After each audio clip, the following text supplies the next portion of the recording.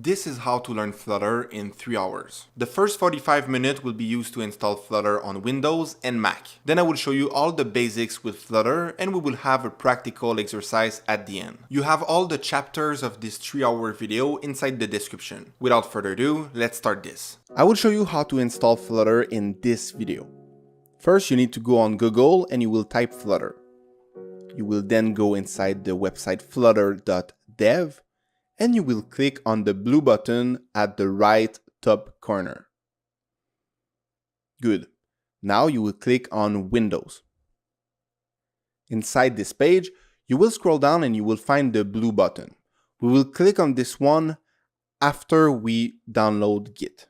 So I will go up a little bit and you see you will have a link, Git for Windows. You click on this and this is to download Git. We will click on the 64-bit Git and we will download this one. I will click on the installation. Install Git only if you don't have it on your computer. If you already have it, you don't need to do this step. Okay. After that, we will click on all the next pages. So you will see it's like 10 pages maybe. We will click next, next, next. Just verify the checkbox and the stuff you want. All the basics is good for me. So I will click install. And now Git is installing inside my computer. Good.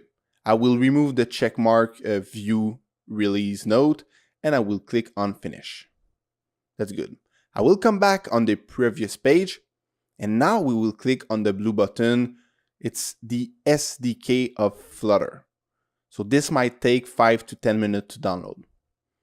Next, we will go inside our documents. Inside our documents, I will create a new document called Flutter Dev. Make sure to do exactly the same. Go inside your documents and create a Flutter Dev doc. Then you go inside your downloads, you find the SDK that you download, and you will click Extract All. We will browse to find the Flutter Dev document that we have just created. And you will say select, and then you will click extract. This will extract the Flutter SDK inside the new document that we have created, the Flutter Dev document. Okay, next we go inside the Flutter Dev document. So we are already inside. I will close the other page and we will go inside. We will click on Flutter. And then you will find Flutter console. Double click on this. You should have a page like this. Once you have this page, you will write inside the command Flutter Doctor and you will press enter. This should load everything for Flutter. So this will download Flutter into your computer. This might take 5 to 10 minutes. But I will fast forward this step to show you what happened at the end. You should have a check mark and Flutter next to it. Okay, good. Flutter has been installed. Next, what we need to do is go inside the environment variable in our computer. So we will edit the environment variable. You click on path and you click edit. And we will need to create a new path inside this one. I will show you where to find the path. Go back inside your documents, Flutter Dev, Flutter, and we have the bin folder. You will shift and right click and you will say copy path. Next, inside your edit environment variable, you will click new and then you will paste what you just copied. It's the path of the Flutter Dev, Flutter bin folder. You will remove the quotation mark at the start and at the end. And you should have something like this. You should have this and you will click OK. Good. The goal of the path, and you will click OK again. You can close the file and we can close the terminal. The goal of the path is to make sure that we can access Flutter from anywhere inside our computer now. If we open a new terminal, you can write Flutter Doctor and you will press enter. This is to verify. And you can see we have the check mark with the Flutter right after. So that is good. This means Flutter has been installed successfully and the path inside the environment variable works fine. So this was how to download Flutter. We downloaded the SDK. In the next video, I will show you how to install Android Studio. See you in the next one. Bye. Let's install Android Studio. You will need this to be able to have the emulator inside your Windows. To download Android Studio, you will go back inside the Flutter documentation and you will scroll down a little bit after the blue square where we install Flutter. You will find Android Setup and you click on the Android Studio link. So you will click on the green button, Download Android Studio. And now you will click I agree the term if you agree them. And this will download Android Studio. It might take like 5 to 10 minutes also. Good. Once it's downloaded, you will click on the Android Studio link. And this will open the Android setup. It will load and it will have a pop-up. You will click on Next multiple times in order to install Android Studio. So I will click Next. I will decide where I save my Android Studio and I will click Install. So you can do all the same step as I do inside your Windows computer. You will click on Next and you will click on Finish when it's done. Now we have downloaded Android Studio. Now you can quit the internet page and a pop-up should appear. You will click OK and now Android Studio is opening. Good. You can share the data if you want with Android Studio. I will click on Don't Send. Next, you will have the Welcome, and I will click Next. You have the standard or custom installation. I will use the standard. I will say Next. I will use the dark mode because I prefer this. And I will click on Next also. Then you have the Finish button. Again, this can take 5 to 10 minutes to install, and I will just fast forward for you. Good. Now we have installed Android Studio and we can click on the button Finish. This is our Android Studio setup. This is when you open Android Studio. You will click on Configure and you will go inside Settings. This will open a pop-up, and inside this pop-up you will need to go on Plugins. Once you click on Plugins, you will have a search bar on the top, and we need to have Flutter inside our Android Studio. So I will go in the search bar and I will write Flutter. So the first one should be the good one, and you will click on Install. And you will click Accept if you accept the terms. So I will click Accept. And next, you will have a little pop-up saying, do you want to install Dart also? I will click Install because we need Flutter and Dart, both plugins. Good.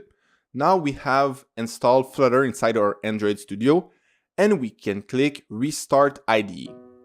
So this means it will restart Android Studio. We have downloaded Flutter plugin and Dart plugin inside our Android Studio.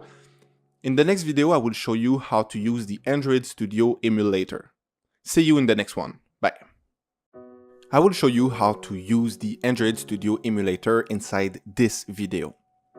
Good. First thing first, you remember we have installed Android Studio. Now, we will click on the button Create a Flutter Project.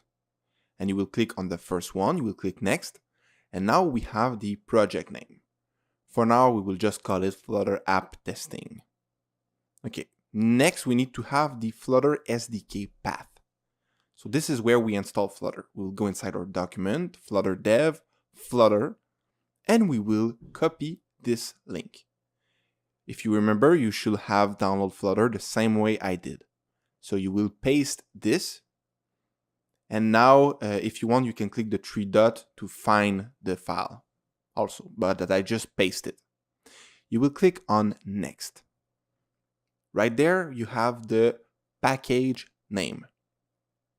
For now, we will keep it like this, but in further video, we will change the package name. I will click on Finish, and this will create our first Flutter application. This is the main application that Flutter gave us when we start a first project. And right now, what we will try to do, you can click on Fix It. If you have this little pop-up, you will click on Fix It. Good. And what we will try to do is to run the project Flutter, our first app, into the Windows emulator. The next step will be to click on AVD Manager. It's on the top corner right there. You will find the icon. This will open a pop-up, and if you don't have a virtual device installed, you will click on Create New Virtual Device. I will do it with you. We will use the Pixel 4, and I will click Next. But if you already have a virtual device, keep it like this. We will also download the Air version, which is the latest version of Android. I will click Download. I will click Accept and Next. This might take 5 minutes to download. You will click Finish. Good. After this, I will click Next. And we have the next pop-up. I will click Finish. Good. So we have Add a virtual device. After, I will click on the play button to run the emulator. You might have the unable to launch. You click OK. Right now, I will just close Android Studio to try again. But the emulator might, the emulator will open still. You might have another pop-up. I will just click OK. And you can see that I have started two emulators by accident. I will close one of them. I will close all the pop-up. And this is just because the computer I use right now is not the best one. So it's pretty slow. If you have a very good computer, this should not matter. So this computer is very slow. Next, I will reopen Android Studio. So Android Studio, I click on it, and this will reopen Android Studio. You can see that my computer is very slow, so it's very hard for the computer to run Android Studio and run the emulator at the same time. I will click on Close the pop-up, and now you see the emulator have some problem. It happens sometime. If it does, just close it and restart. And now you will see it work. Good. Next, you will click on the play button on the top of the screen. This will start the Flutter app. So when you click on it, this should start the Flutter app. This might take 5 minutes. If your computer is slow, it might take 5 minutes. And you can see you have your first Flutter app running on the emulator.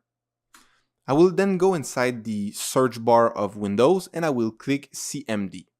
This will open the command prompt and I will write Flutter Doctor. When the command is done, it will load a little bit. When it's done, you will see you have the check mark and it say connect device 1 available. So next step is to accept the Android licenses. So we will just copy this sentence, Flutter Doctor Android licenses, because we need to do this also. I will click enter. And now you will have a series of questions. I will say yes, yes, yes, yes, yes, and yes. This is to accept all the licenses. Good. And I will retype Flutter Doctor once again. So now you see we have 3 check marks. We have the first one near Flutter. This means Flutter is installed. We have another check mark near Android Studio toolchains licenses. This is just the Android Studio license. So it's good. And we have the third check mark, which is around connected device. So everything is fine. And you see you have 2 X, red X near Flutter plugin and Dart plugin.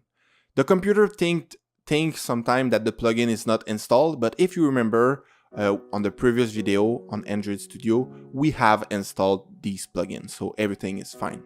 Next, I will close the page and I will close the emulator.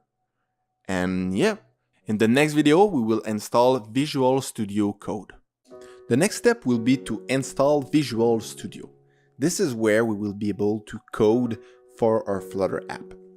So you will go on internet and you will write Flutter Visual Code.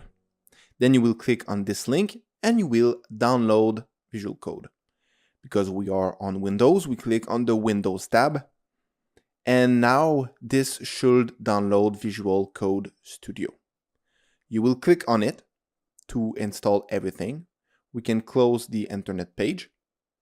And now you will say, but I will say I agree the argument. You can read them. I will click next. This is where it will be installed. I will click next, and I will click next again. This is the installation. Good. Once it's done, we will click on finish. And you can see that this will launch Visual Studio automatically. I will maximize the page. And now what we want to do is to open our Flutter project. So I will go in File, Open Folder, like this. And if you remember, this is where we saved our project. So this is just a flashback. Okay, let's come back. So I will say Open Project, and I will go inside. It was inside C, User, the name of your user, and next you will find Android Studio Project. This is the Flutter app testing that we have created. You see, this is the location where Android Studio saved the project. This is what it looks inside the Flutter app testing. You will open the Flutter app testing file. Good, this is our Flutter project. And next you can click on lib for library, and you double click on main. This is your code for your Flutter app. It's the main code. I will click on search marketplace. You have see the pop-up that jump, and I will install Dart and Flutter. If you miss the pop-up, you can click on extension on the left side and search for Flutter and Dart. The next extension I will add is the awesome Flutter snippet. So I will download this. This is all useful extension that will make our life easier when we code with Flutter. You will then install the bracket pair colorizer 2. This will also make our life easier with Flutter. And yeah, that's pretty much it. We will go back inside our files, and you have again your main.dart. I will double click on it. You see the difference now. We have a colorful code, and we also have all our bracket with colors. You will then click on the play button, and you will select your pixel that you have created. I will use the pixel 3. This will open the pixel. It will have a pop-up that I will just close, and we have the emulator. So it says failed to launch, so I will try again. I will click on play again. It should open Flutter inside our emulator. Our Flutter project should run on our emulator. This is the Flutter basic project, and it may take 5 minutes to load if your computer is slow. Then you have the little pop-up, Dart dev tool. I will say never ask, because I don't want to use the dev tool right now. Yeah, this is our emulator with the Flutter app inside. We have run this one with Visual Studio this time. Good. We will open again the CMD, so the command prompt. And inside you will write Flutter Doctor. And you will press enter. Okay, so this you can see that we have 4 check marks. The Flutter, the Android Studio toolchain, the VS Code is now activated, and we have a connected device. So that was it for the Visual Studio installation. Now we have set up everything for Flutter inside our Windows computer. We are ready to start learning how to code Flutter. So see you on the next video. Bye. In this video, I will show you how to install Flutter in your Mac. This video is for Intel Mac. If you have the M1 chip, check out the next video. First, you will go on flutter.dev. You will click on the blue button Get Started on the top corner, and then you will find Mac OS. You will go down until you find the Get the Flutter SDK, the blue button, and you will click on it. This will download Flutter. It may take 5 to 10 minutes. Then you will go inside Finder. Inside this one, you will go on Documents. It's very important that you follow all these steps. You will go on Documents. You will press Command Up. This will bring you to the home folder. And then you will press Command Up again. And you will take your home folder. Mine is called MacBook, but yours will be your name, I guess. And you will click on MacBook. In MacBook, you will create a new file called Flutter Dev. Okay? And then what you will need to do, I will just clean up to make it clear, like this. And I will take my Flutter file that I just downloaded, and I will put it inside my Flutter Dev folder. Okay, so you can see we have the Flutter Dev. If you click on Home, you click on Flutter Dev, Flutter, and you see the Flutter, the folder bin. This is important, you will need to remember this one. Next, you will press on Command Space, and you will open a terminal, like this. First thing first, if you have the version Big Sur or Catalina, you can follow the steps, you can continue the steps. But if you have an oldest version like Mojave or High Sierra, then you will need to go at 4 minutes 33 of this video. So let's continue with the newest version of the Mac. You will go inside your terminal and you will write vim space the curve /dot ZSHRC and you will press enter. This will open a file. You will click on I to insert things inside this terminal. You will scroll down inside the flutter.dev documentation until you find the update your path. You will take the step 3 and you will copy this one and paste it. It should look exactly like this. Good. Next, what we will need to do is remove the path to Flutter directory. So we will remove this, make sure that you have exactly the same thing. Because if you have something different, it will not work. Go back inside your folder, go inside MacBook, it's the home folder. You click on Flutter Dev, Flutter, and you see the bin folder. So this is the path we need to give the terminal. Inside you will write $home, make sure that you have exactly the same, /Flutter Dev. So you see the home folder, the Flutter Dev, Flutter, and bin. This is the path to the file bin. Next you will press escape, column WQ exclamation point, and then enter. And you should come back to this screen. Good, we have updated our path to the Flutter bin folder. Now you will open another terminal and you will write Flutter Doctor and you will press enter. This should load for 5 to 10 minutes and this is to download Flutter. So I will just fast forward and this is what you will have at the end. You see the check mark near Flutter? This means Flutter has been installed successfully. It's good. We will close the terminal and we will reopen again.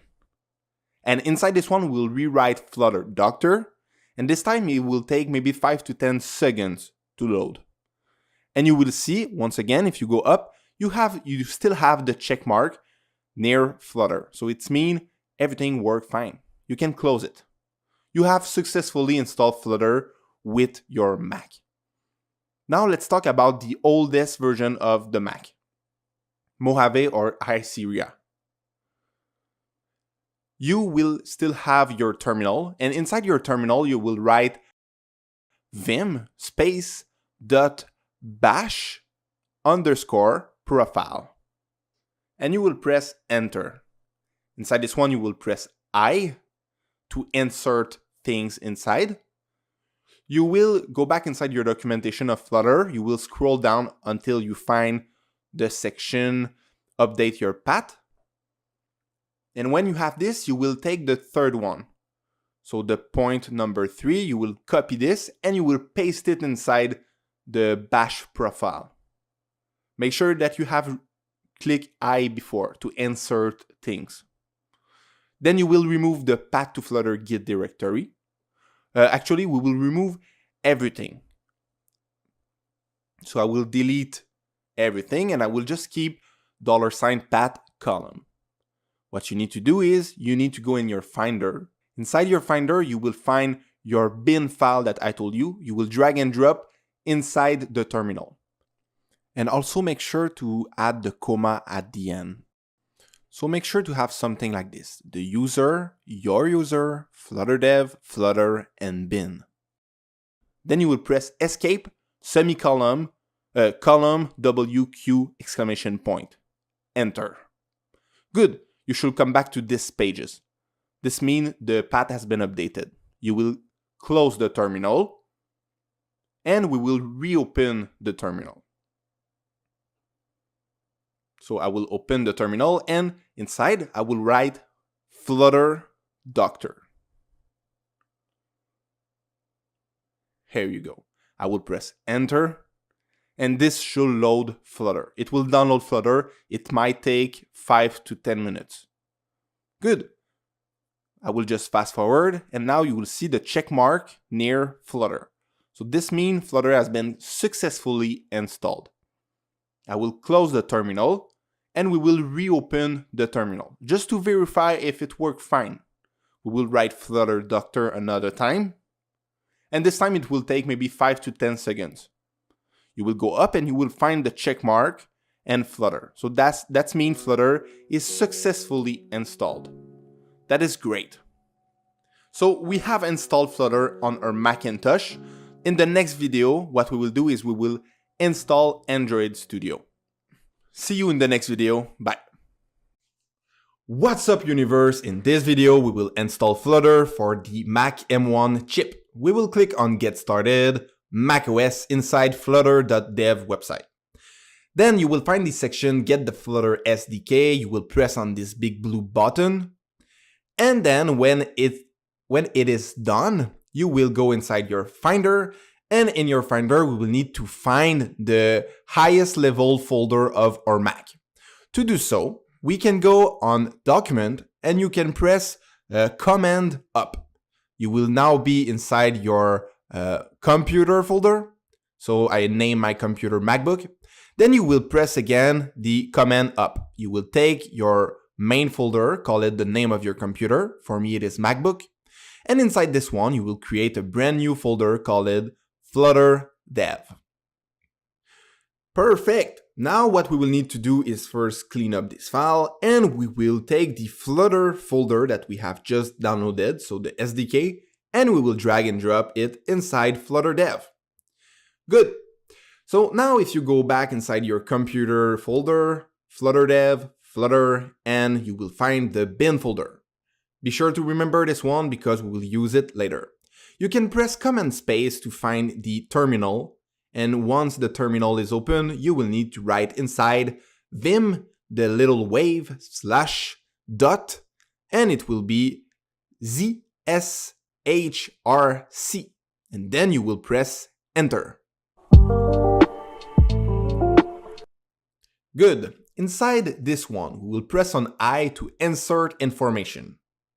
And the information that we will insert will be inside the documentation. We will scroll down until we find the section Update Your Path.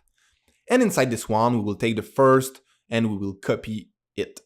We will paste it inside our terminal and then we will modify a couple of things. So we will go on the left and we will remove the path to Flutter. And instead, what we will put is what we have inside our Finder. So if you remember, you have your home folder. So for me, it is MacBook. For you, it will be something else. You will remember that Flutter Dev, and then you have the Flutter and the bin. So what you will need to do is write the $. So first of all, we will say $home, and then you will say slash, and you will say Flutter Dev. So home is your main folder. For me, it is MacBook. Perfect. So now we have at this export, we will say escape, semicolon, WQ, exclamation point, and enter. Good. Everything is done for this part. Next step will be to open the terminal and write Flutter Doctor. Great. Now you will press enter and Flutter will download a couple of things. This may take 5 to 10 minutes. When it is done, you will find, if you scroll a little bit up, the Flutter with the check green mark. That means Flutter has been successfully installed. Next, you will close this terminal and we will just need to verify if Flutter is still accessible. and we will write Flutter Doctor once again. This time it will be very fast and you will find Flutter on the top with the green check mark. That's good. The little last thing that we need to do with the Flutter M1 chip is you will need to go in Finder, you will need to find your applications, the utilities, you will go inside, you will right click terminal and get info. And you will need to check the open using Rosetta. So be sure that this is checked and you are good to go. You will go inside your terminal and you will write the last command called sudo gem install ffi, and this will download everything required for the CocoaPods. Perfect. So you will enter your password. This will download a couple of things that nobody really know. And now you can go on the next video to install Android Studio.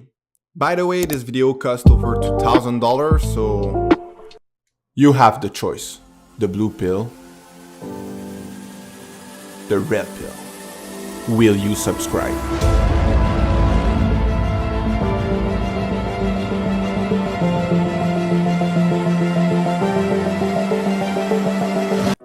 In this video, we will install Android Studio for our Mac. First, we need to go on flutter.dev. And inside this website, we will scroll down until we find the Android Studio section. So if you scroll, you will find it eventually, Android Setup. You will download and install Android. Good. So now we are on the website developer.android.com. We will download Android Studio. And I will say, I will agree the terms and I will download it. If you have the Android version of Mac M1 chip, then you can download the M1 chip. Right now I have a Mac with the Intel chip. Good, so this has been downloaded. I will click on it and I will click on the download that we just did. The download may take like 5 minutes maybe. I will just fast forward things. Then you will take Android Studio and you will drag and drop inside the application folder. Good, so this is copying Android Studio in our applications. You will see it is right there. Next, I will close this window. I will close also the internet and I will double click on Android Studio. So it is opening and then we will say this is from the internet. We will say open. This will open Android Studio. We can quit the folder and let's go. This one will say OK. So we will not import configuration. We will do it from scratch. So Android Studio is still loading. Next, the data sharing, I will say no.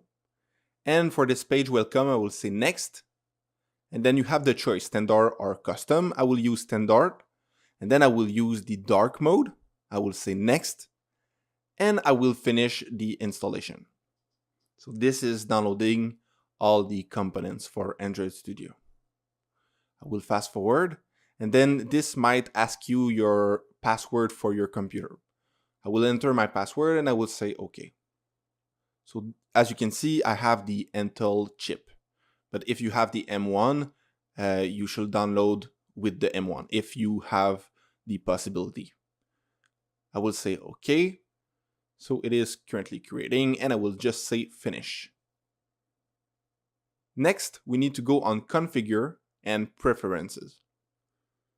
Inside this one, we will go on plugins and we will go in the search bar to write Flutter. We need to install the Flutter plugin. We will find the first one and then I will click on install. I will accept the condition. The second pop-up was to install Dart also.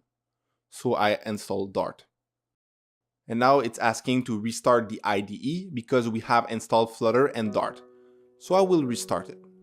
We have successfully installed Android Studio and we have added the plugin Flutter and the plugin Dart. On the next video, we will use the emulator of Android Studio.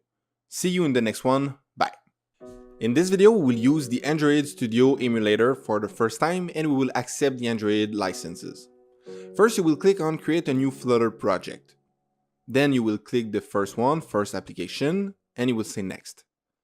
You will then go on the project name and call it, by example, Flutter App Testing. Now we need to have the good Flutter SDK path. If it's empty for you, then you will click on the three dots and you will go find the SDK path. It's on your home, Flutter Dev, Flutter, and you will see you have all the files inside. This is the good path. Good. Next, you have the project location. Just remember where it's saved. So you click Next, and you have just to click Finish after. And this will create our first Flutter project. You will see the little pop-up right there. I will just click on Fix It. If you have it, just click on Fix It. Good. So now Android Studio is loading. This Android Studio is a big program, so it takes time to load. And it's normal. Then you will click on AVD Manager. So I will click on the icon, and then you will see a pop-up will appear. If you have no device, you will need to create a new virtual device. Otherwise, you can just fast forward if you already have a device. I will click on Pixel 4, I will say Next, and then I will download the latest Android version, which is the Air version. Maybe you will have a newest version. That's good. Next, I will click on Accept, and I will say Next. I will fast forward the downloading, and at the end, I will just click on Finish. When it's ready, you will click on Finish, and you will say Next to go on the next page. Okay, so we have the Android virtual device, and we can modify things, but everything is good. We will just click on Finish. So we have created a new virtual device. I will click on Play because I want to open this. If you have a pop-up like this, just click OK. It's not a big deal. It will still work. Then you have the would like to access your microphone pop-up. I will just say OK. And then you see this is the emulator. It's currently loading. If your computer is not very good, it may take a lot of time. So I will just fast forward again just to don't lose too much time. Maybe you will have this pop-up. You just click on Close App and it should be good also. If you have problem, just try again to relaunch the emulator. Eventually it will work. Then you will click on the play button at the top. And this will launch your first Flutter app. So this may take a lot of time. If your computer is very bad, it will be long, maybe 5 minutes. So I will maybe fast forward this part also. And here we go. We have our first Flutter app. It's the very basic app that Flutter give us. It's a counter app. You just press on the plus sign and it count numbers. I will just quit the emulator. So you will see a little pop-up. I will say, okay, no. And I have quit the emulator. Now what we have to do is to accept the Android Studio licenses. You will press on Command Space and you will open the terminal. Inside your terminal, you will write Flutter Doctor. So this should open, this should run something, and you will see Android Studio, Android Toolchain, this section. And you will need to accept the Android licenses. You will copy this code and you will paste it, Flutter Doctor Android licenses. And you will press Enter. So I will just make sure that no space are allowed. So make sure that it is like this. I have put this on the screen how it's supposed to be written. You will press Enter. And then they will ask you multiple questions. You just press Y to say yes, and you press Enter to say OK. So Y, Enter, Y, Enter, Y, Enter. Just to accept all the licenses. And after it's done, then you will write Flutter Doctor again. and you will see you have the check mark near Flutter, and you will have also the green check mark just near Android toolchain. That means the Android licenses has been accepted successfully. You can quit the terminal. We have launched the Android emulator for the first time. It is working fine. We have accepted the Android license also. Bye. Inside this video, I will show you how to install Visual Studio Code inside your Macintosh. First, you will go on internet and you will write Visual Studio Code or Visual Code, and you will click on this link. Good. The next thing is to download it. So I will click on download for Mac. If you have the pop-up download for Mac M1, then do it. Then I will click allow, and this will download VS Code. When I say VS Code is Visual Studio Code, is the same thing. Then I will click on VS Code. This will open a pop-up. I will say open. This is just asking if I want to open an app downloaded from the internet. I will close the internet page, and now you can see we have Visual Studio opened. I will close the pop-up and I will maximize the screen. I will then click on Open Folder, and I will go find my project with Flutter. So I will go on Home, which is my MacBook, Android Studio project, and I will click on Flutter App Testing. Next, I will click on Library, and I will click on main.dart. You will see this pop up, the Marketplace as extension. Click on Search Marketplace. This will open all the extension for Visual Studio, and then inside you will write, by example, so you can just click the tab and you can write axt column Dart, and you will install Dart and Flutter. You need to install these two extensions. It's important to work with Flutter. Next, we will install something else. Call it the awesome Flutter snippet. And this will be useful to make our life easier with Flutter. We will then download another one, and this one will be the bracket pair correlizer 2. This you click install. You will see if you go back inside your main.dart file, you see this is with the pair bracket correlizer, and this is without. And this is with. You see the difference? You can have all your bracket with colors, so it's easier to understand Flutter. The next thing we will download is the material icon theme. So I will install this, and you will see if we go back inside our files, you see we have now icons before all tab. After, you will press on the play button and you will select Start Pixel. This will trigger the emulator. Make sure that you are inside the main.dart file to press the play button. You will maybe have a pop-up saying Dart Dev Tools include right there. I will just click Never Ask Again. Perfect. And if you have the Mac M1, maybe you will not be able to trigger the emulator, and we have a solution for this on the next video. On the next video, we will install XCode with the simulator of Apple. So see you in the next one. Bye. In this video, I will show you how to install XCode and how to get your simulator to run your Flutter app. First, you will need to go in the App Store, and you will go inside the search bar. You will search for XCode, and then you will press Get and Install. I will fast forward, but this will take maybe 10 minutes. Good. Next, I press on Open. I will open XCode. I will need to say agree the terms and condition. I will enter my password, the password of my computer, and I will press OK. This is installing components. The pop-up of XCode will open. I will close the page of the App Store. I will go back, I will quit XCode, and I will press Command Space. And I will open the simulator. Because when you download XCode, the simulator gets downloaded at the same time. This is the simulator of Apple. And we will run our Flutter app on this emulator. You will then press Command Space and open Visual Studio Code. We will run our Flutter app from Visual Studio Code into the simulator.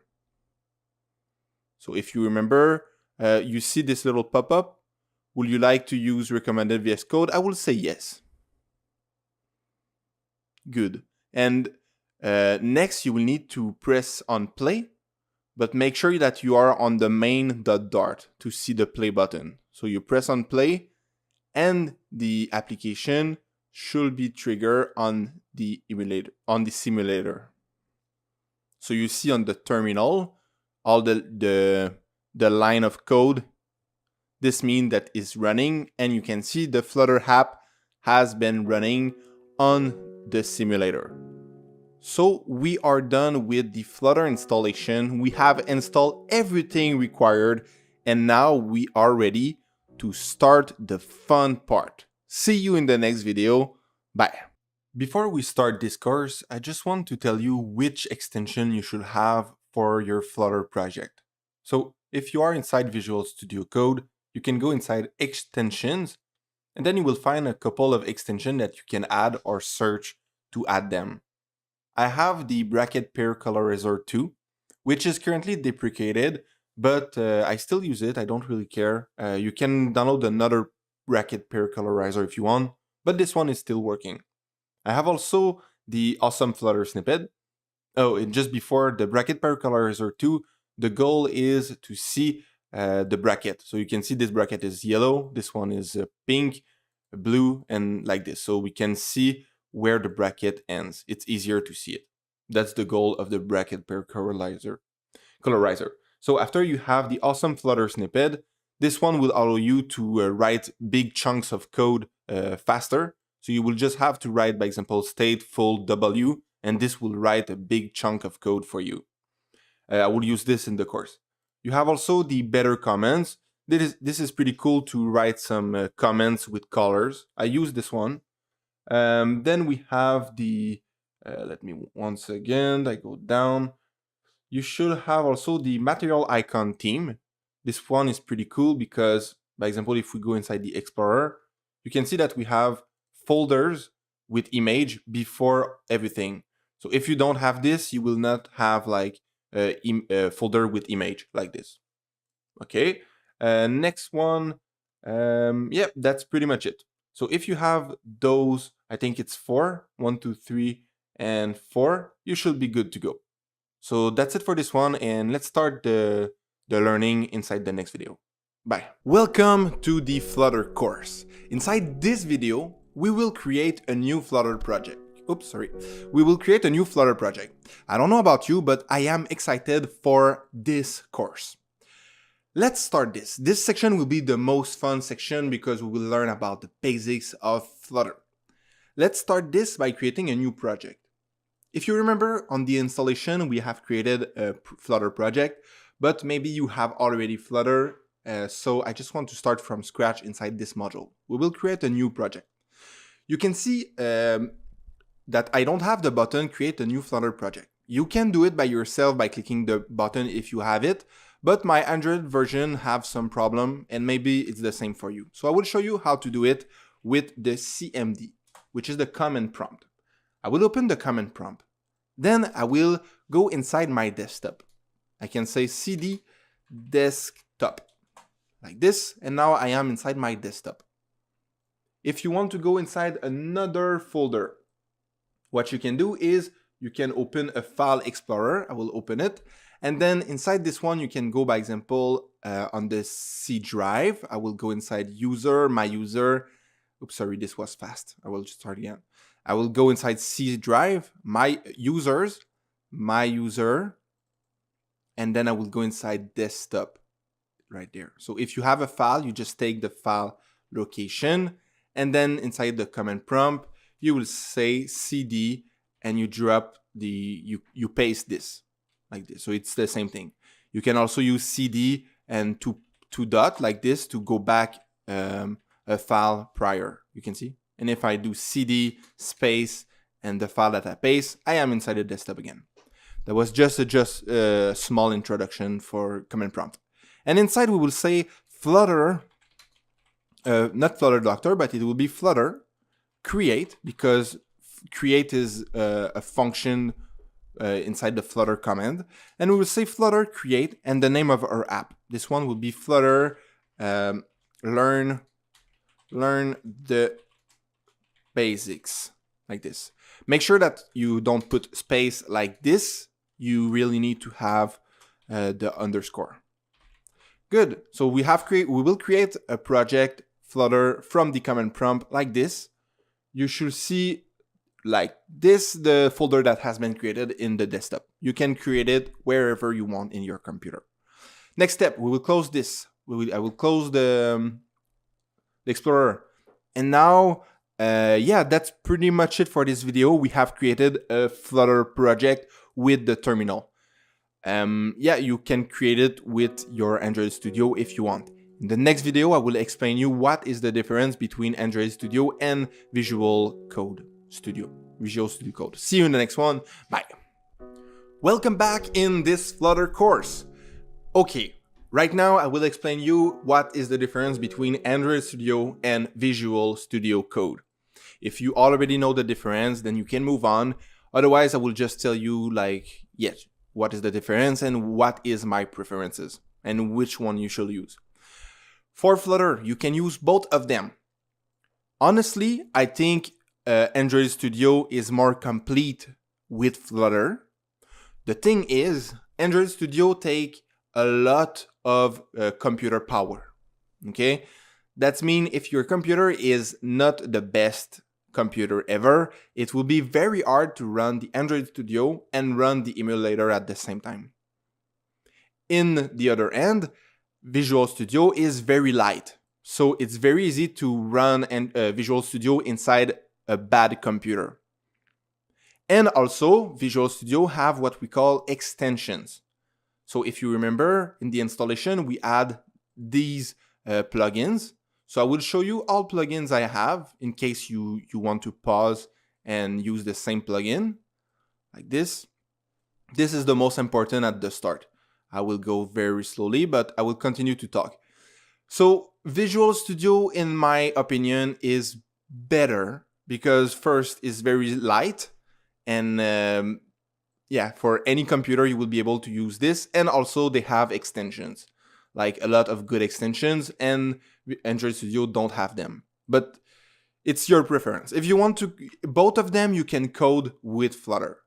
Those are just like box where you put text to code and build something. So you can use both of them. In this course, we will most of the time use Visual Studio. Maybe we will use Android Studio sometime, but it's absolutely the same thing. It's just to build code. Good. So what we will do in the next video, we will start the emulator, because we need to start the emulator of our new project, and we need to maybe learn a little bit about Flutter, because the name of this course is Flutter Basics. See you in the next one. Bye. Welcome back to the Flutter course. I hope you are still excited about it. Let's start right away by opening Android Studio, our new project inside this one. So I will go inside, open an existing Android Studio project. Even though it's a Flutter project, it will still work. So I will bring this page right here, and I will go and see user, my name, and then it will be desktop. So this is where I saved the project. I have this one, Flutter Learn the Basics. So you just click on this. You will see inside you have like Android, iOS library. So you just need to click on the name of the project. You say OK, and this will open the project inside Android Studio. And as I told you, we will use Visual Studio. So maybe you ask, why did you open the project in Android Studio? It's because we will go on AVD Manager. You click this button. Okay, and then you press play. That's good. This is just to open the emulator. So now we can close the window and we can close the Android Studio. It was just to open the emulator. That's great. Next, we will go in Explorer, and I will double click on Explorer. Can I do it?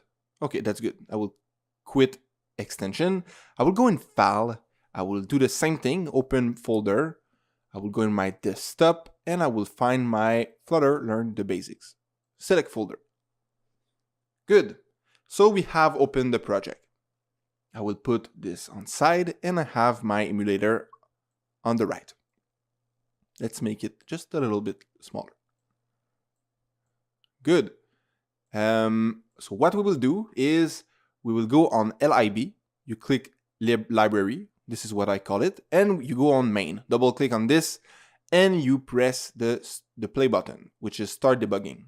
If you don't have the play button, you can go on run and start debugging. You have the same thing. You can press F5 if you want also. Good, so this is running. I will just fast forward until this run, and just a little tip, maybe it will take 5 minutes to load the emulator. The emulator takes a lot of computer power, so if your computer is not the best one, it may take a little while to open the emulator. And if you run it, it may take another 5 minutes to run the app. So you see the app has run because the computer I use have a lot of power. Good, so we have opened the Flutter project inside this video. I try to put every video like under 5 minutes. So what we will do in the next one, we will start to play around with Flutter, just to understand how it works. So this video was just to run the emulator. See you in the next one, bye. Hello, welcome back to the course. Okay, right now we have started the emulator in the previous video, sorry. And right now what we will do is, I think I will just delete everything. Let's delete from the line 6 to the line 16, let's delete everything. Good? And we cannot restart right now because we have a Flutter error. Let me explain what happened right there. We will start from absolute scratch. Okay, so the void main mean that when you press on the play button, do we have it again? Run. We don't have it anymore. I will just stop this. Don't stop it yourself. I will do it and I will restart the app just to show you something. You see, when we press on this, start debugging, oh, we don't have it anymore. Okay, but whatever. When we press on this, I will redo it. This start the main void. So this is a function main that will trigger something. And then we will say run the app. And run the app, what it will do, it will run what have inside the run app. And what is inside, this is not very important because every app will start like this and you will already have it. But it's just to tell that when you press play, the play will start the main thing. And then you have the run app that will start your app. And this is your app. How do you create an app? You just say, by example, STL. So okay, this one. So if you just write ST, you have stateful and StatelessWidget. Okay, we will just start with the basics with the StatelessWidget. I will explain you what is the difference later. For now, StatelessWidget works fine for us. And we will say my app because we need to have the same name as what will be triggered. This is our app. It's the name of our app. You can change it if you want. You can say my app 2. But if you do it, you need to change it like this, and that's good. I will put it back. Because you see, as soon as I do it, the test file don't work anymore because this is the name of the app for the test file. We should have 2 also to work. I will put it back at my app only, like this. My app, my app, my app. That's great.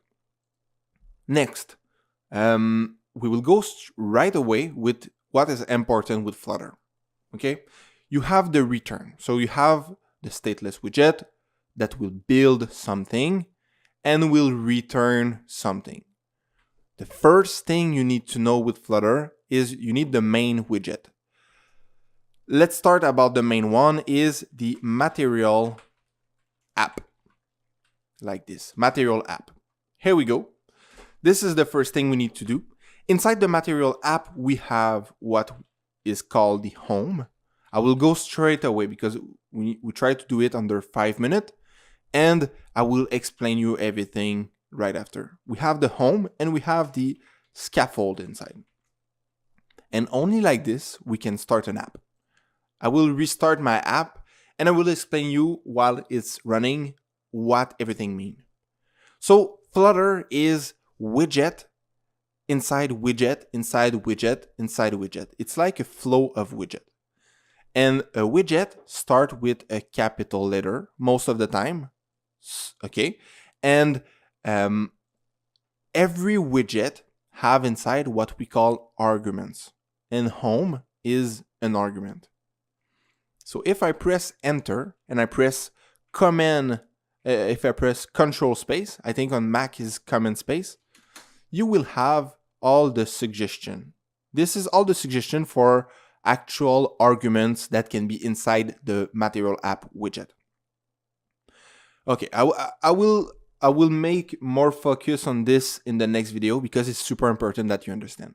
But for now, what we have created with the material app and the scaffold, this has created a white page. And the scaffold is the skeleton of the app. This is what we have on this video. We will go straight away on the next video and I will show you what arguments you can put inside the scaffold to create an application. So see you on the next video. Bye. In this video, we will learn a little bit more about the scaffold widget and the material widget. These two are the most important widget to build an app. These two are the skeleton of an application. Okay, the material app is a little bit more complex, so we will talk about it a little bit later inside this course. But the scaffold widget is like one of the most important one. Okay, this is the skeleton of an application, and you can see this is like the scaffold is the white screen right now, and we will build from this. Now, let's think about what is an application. Usually we have a bar on the top where we have a title, we have things inside the middle, and we have a bar at the bottom also to change pages. This is a typical application. So to do this, we need to go inside the scaffold and add some code, okay? The thing is, you need to remember with Flutter, this is super important, okay? Flutter work with widgets. It's widget over widget over widget, okay? This is the most important thing you need to understand. The second most important thing you need to understand is every widget have what we call inside arguments. I have told you this previous video. And when you use an argument, let's say any of these arguments, you need to add another widget inside. That's it. So you put a widget which start with a capital letter. You put a widget, you put an argument from this widget, and then you start again. You put another widget with a capital letter, and you continue like this, and it's over widget, over widget, over widget. That will build an application. So remember, a widget starts with a capital letter, an argument starts with a lowercase letter. Okay, good? First, let's start with the app bar, the first bar on the top. So if I click Control Space to find all the arguments, you see one of these is app bar. So the app bar is what is on the top. And next, if you go, by example, try to find a widget start with a capital letter, important. We will say app bar. Let's say this. Oh, we have one widget, call it app bar. We will select the one with the comma. Is it comma? The parenthesis? The bracket, sorry. So we will select the one with the bracket. I click on it. And if I just press the hot reload, you see, boom, we have an app bar. Easy as this. We have just added an app bar argument and the app bar widget. And this have created the app bar. And you can see that app bar start with a capital letter because it's a widget, and you have the bracket after to tell Flutter that this is what we want. And even inside this app bar, we can add more stuff. By example, what could we add? Let's find all the arguments. So you will find one, call it title. Is it perfect? Yes, let's find title. And now you can see, by example, if you go over title, you see this take another widget inside. So super important that you understand that Flutter is widget over widget.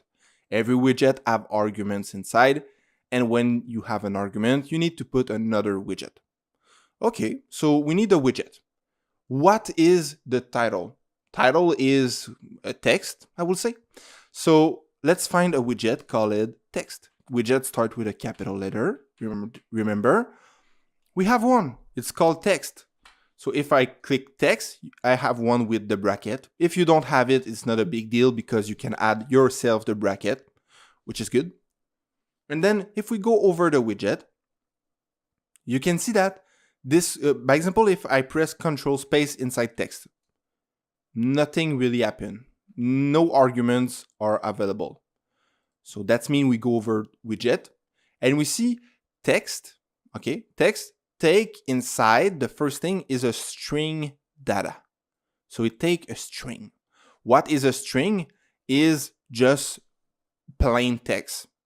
So what we will do is we will use the comma like this, and we will say, by example, app title, this is string.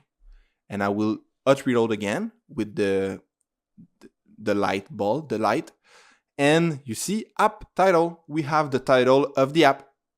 So that was it for this video. What we have created is we have created an app bar with the title, and we have learned about widget and arguments. This is the most important thing you need to remember. Widget start with a capital letter, argument with a lowercase letter. That's it for this one. See you in the next video, and bye. Welcome back. Inside this video, we will remove the debug banner right there on the corner because it's disgusting. Okay, first, I just want to mention something that I forget in the previous video. Maybe you ask yourself, how did you know that the app bar is what is on the top? It's a good question. So let's say I remove it. You don't have to do it, I will just explain. If you go over app bar and magically you click on this little arrow, so you can use your keyboard to switch which place you are, and if you click on the arrow and I go down, you'll see you have a little description. It's an app bar to display at the top of the scaffold. That's perfect. You have the description, and you have the description for every place. So this one will be the primary content of the scaffold. Okay, what is the primary content of the scaffold? We will find out in next video. But for now, let's try to remove the debug banner. Okay, that's a good question, but how do we do it? Let's find out. So I will go on, this is how I will usually find a way to remove stuff, okay? By example, if you want to remove the debug banner, what can you do? You can say Flutter debug. So how is it called? It's called debug. So you don't know it's a banner. You will say Flutter debug. Then you have the first suggestion banner. Okay, seems good. How can I remove this? Sorry, maybe I was fast. I just click on the first one, Stack Overflow. And then if you scroll down, you will find the debug banner will also automatically be removed on release build. That's cool. But you can see a lot of answer from this message saying that material app debug show chicken mode banner false. Perfect. Let's do this. I'll put this back. So material app, if you go inside, you have all the arguments. If you press Control Space, and what it was banner debug show chicken mode banner. And then you need to put this as false, like this. And if I reload, oops, I will just copy this. I will Control Z to put it back, the app bar. That's good. And I will put back the debug show chicken mode banner. And now we don't have it anymore. So this is how you find solution inside your Flutter app. You need to create something, you don't know how, you will go on the internet and you will try to find it by yourself. So I could have just tell you that it was a debug chicken mode banner, but I just want to be sure that at the end of this course, you are able to do everything by yourself. So to create an app. So on the next video, what we will do is we will try to put content inside the middle of this app. So see you on the next video. Bye. Welcome back in the Flutter course. Inside this video, we will learn how to put content inside the middle of our app. Let's do this. First thing first, we have the scaffold, which is a widget, the app bar, that is this section, and we have something called the body. And if you go in the description, it's the primary content of the scaffold. This is how I know it's this information. Inside the body, what the body take is a widget. Perfect. So we will put a widget inside. Which widget do we know? We know the text widget. So maybe we could just say text and use the text widget. Inside, if you remember what is inside the text widget is a string. If you go over, you see the text take the first thing as a string. So we will put a string, you put the comma to show a string, and we will say body, because this is the body. We will hot reload, and now you see we have a body. That's cool. We have information in the center of the app. It's not in the center, but it's inside what we call this section. You see the mouse? This section is the body. But automatically, Flutter will place the information at the top left corner. Okay, that's good. What else can we do inside this video? We have created this, the body. I think we will keep it like this because this video will be very short. It will be just about the body. That's good. In the next video, we will keep learning a little bit more about how to structure a Flutter app inside the scaffold. See you in the next one. Bye. In this video, I will show you how to add the bottom bar right there. Okay, let's do this right now. Be ready. I think this is a little bit longer than usual. Let's try this. First, you need to go inside the scaffold. Inside the scaffold, we have the app bar. That we have the app bar widget, finishing with the comma. We have the body argument that gives the text, which is a widget, finishing with the comma also. And you need to put another argument. So you need to be sure to separate every argument linked with widget, separate with a comma.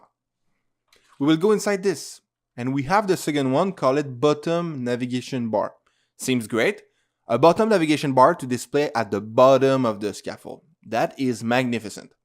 If we go over this, we can see that this required a bottom navigation bar with the capital letter because it's a widget. And we will take this one, bottom navigation bar. That's great. If I put the hot reload, nothing happened. Okay. This is why, because, why maybe? Because if we go inside, you can see that we have nothing inside the bottom app bar. So we have in the bottom app bar a key, color, elevation, shape, clip, margin, child. Okay.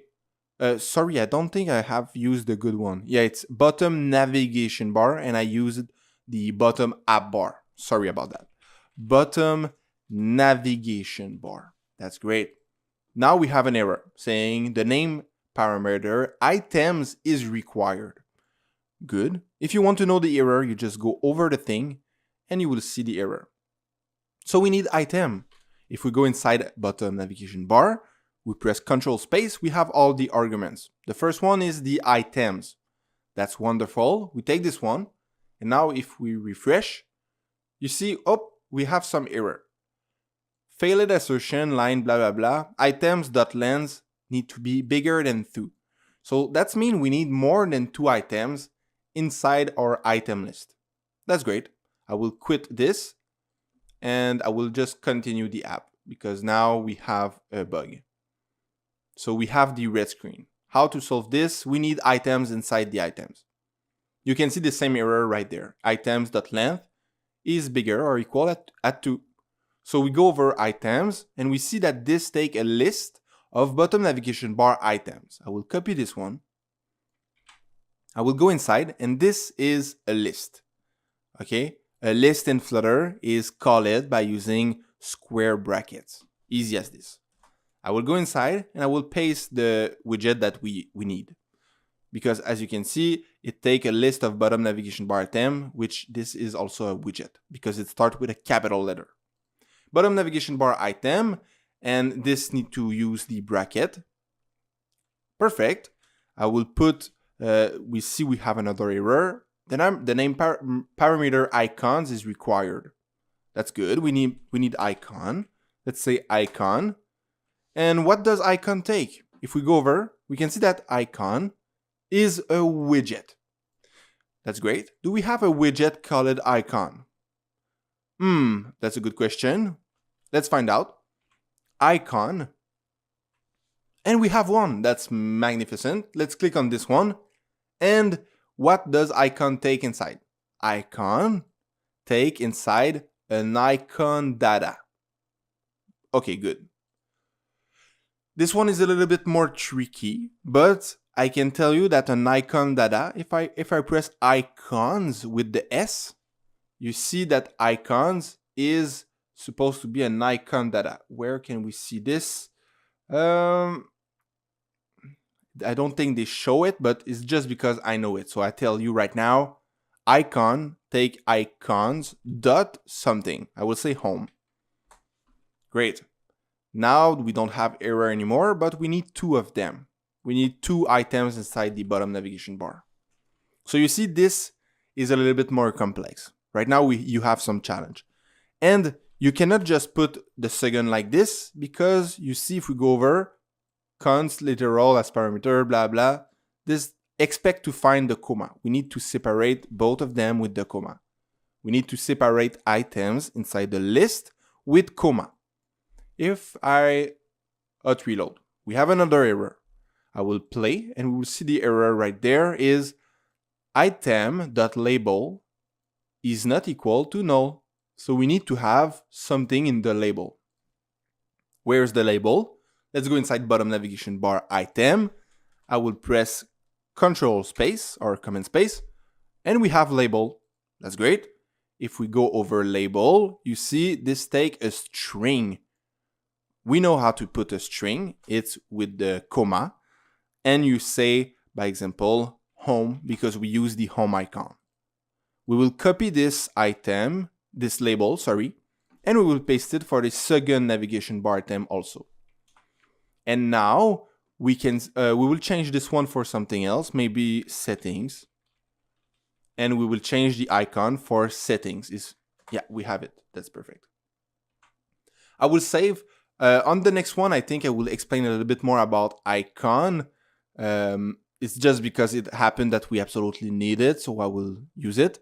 And now when you hot reload, you see we have the two button.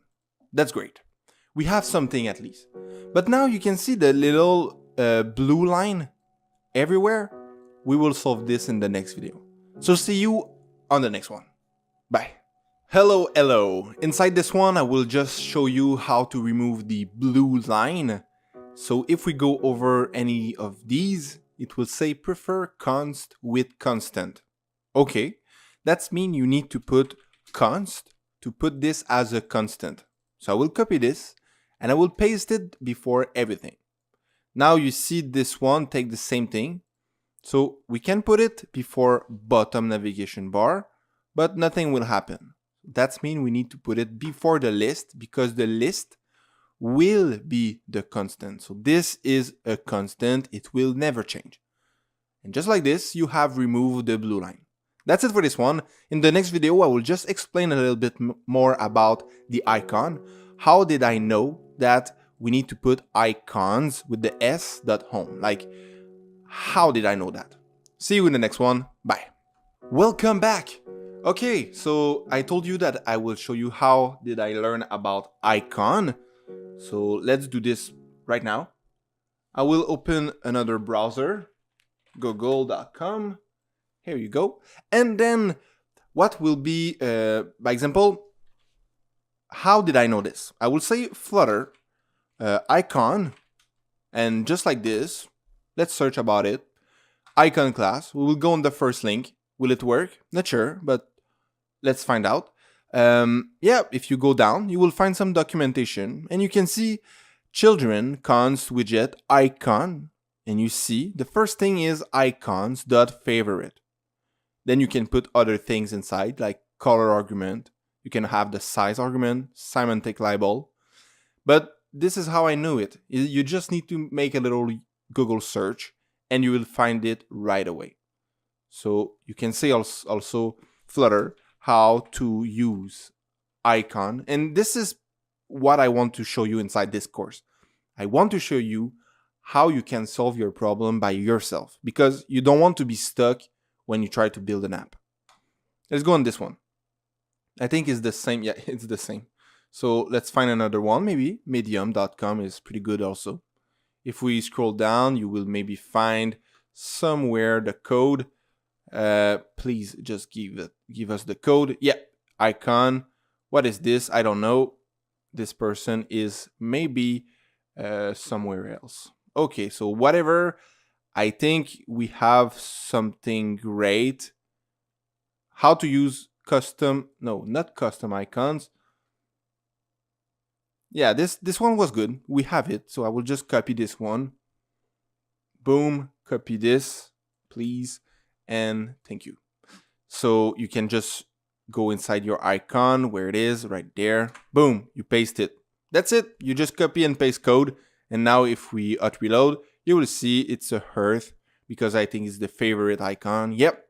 And you have the color pink, and you have the size and semantic label. So I will remove, I think I will remove all of these.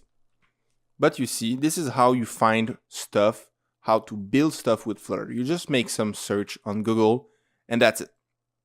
I will change this one for something else, like .home. I will put it back. And that's how I knew that you need to put icons.com. See you on the next video. Bye.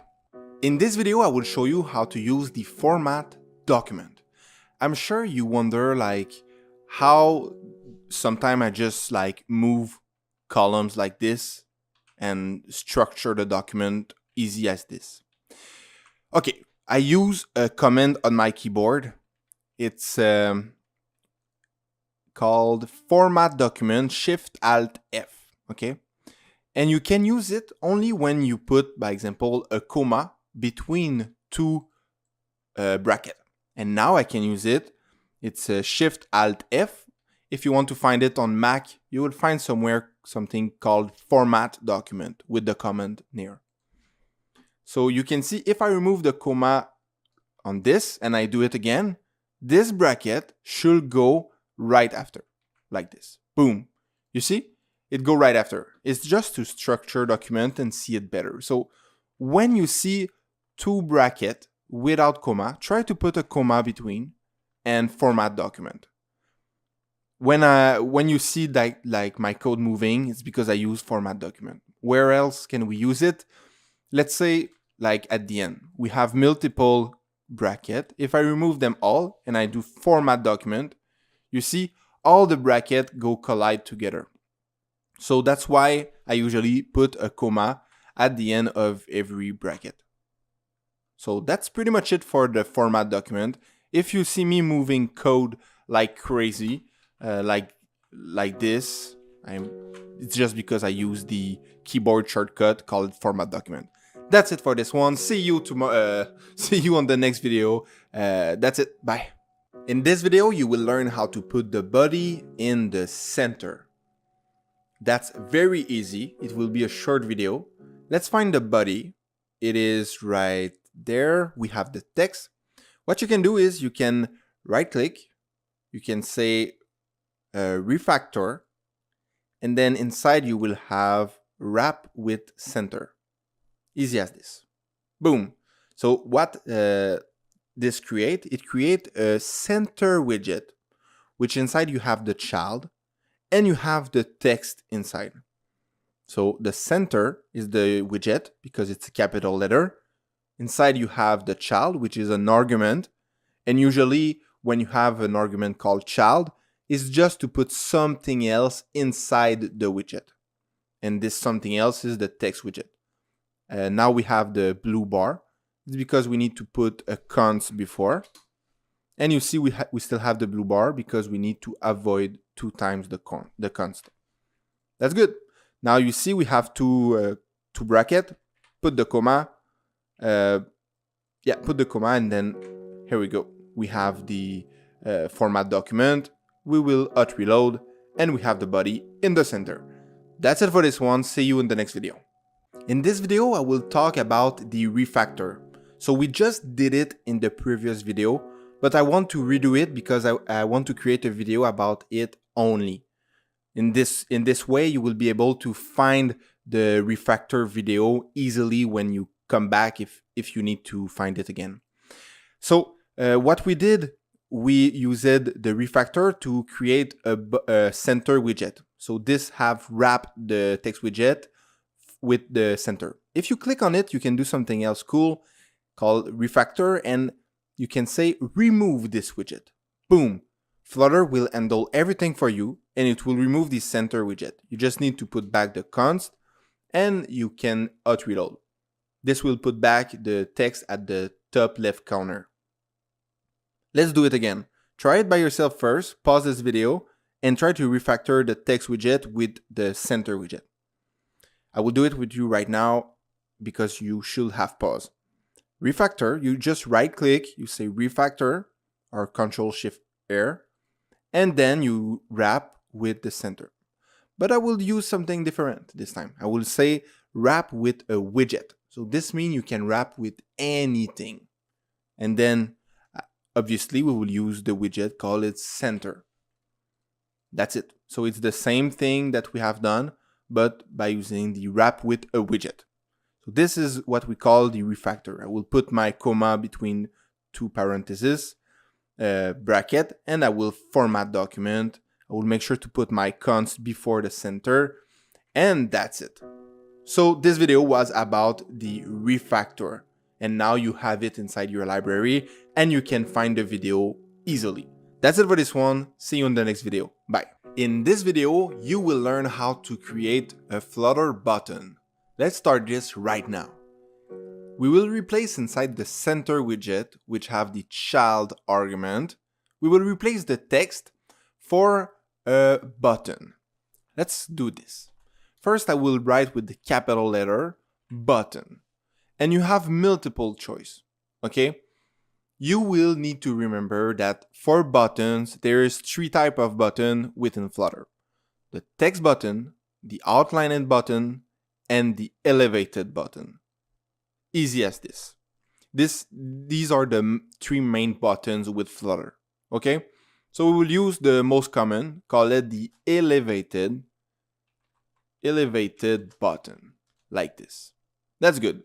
Next, we need the onPress. If I go on onPress, this say it need a function. To create an empty function with nothing inside, you just use the bracket and the curly bracket, just like this. Oh, and you can see invalid constant. That means we need to remove the const before the center. That's it. And next, we need a child. If you remember, a child is only what will be inside the first widget. We have the elevated button, and then we have the child, and the child argument means which widget, you can see right there, which widget will be inside the elevated button. So we will use a widget called, that we have already used, the text widget. I will put my bracket, I will add this, and I will put maybe click, like this, simple. Now, if you press Ctrl S, this will trigger the hot reload.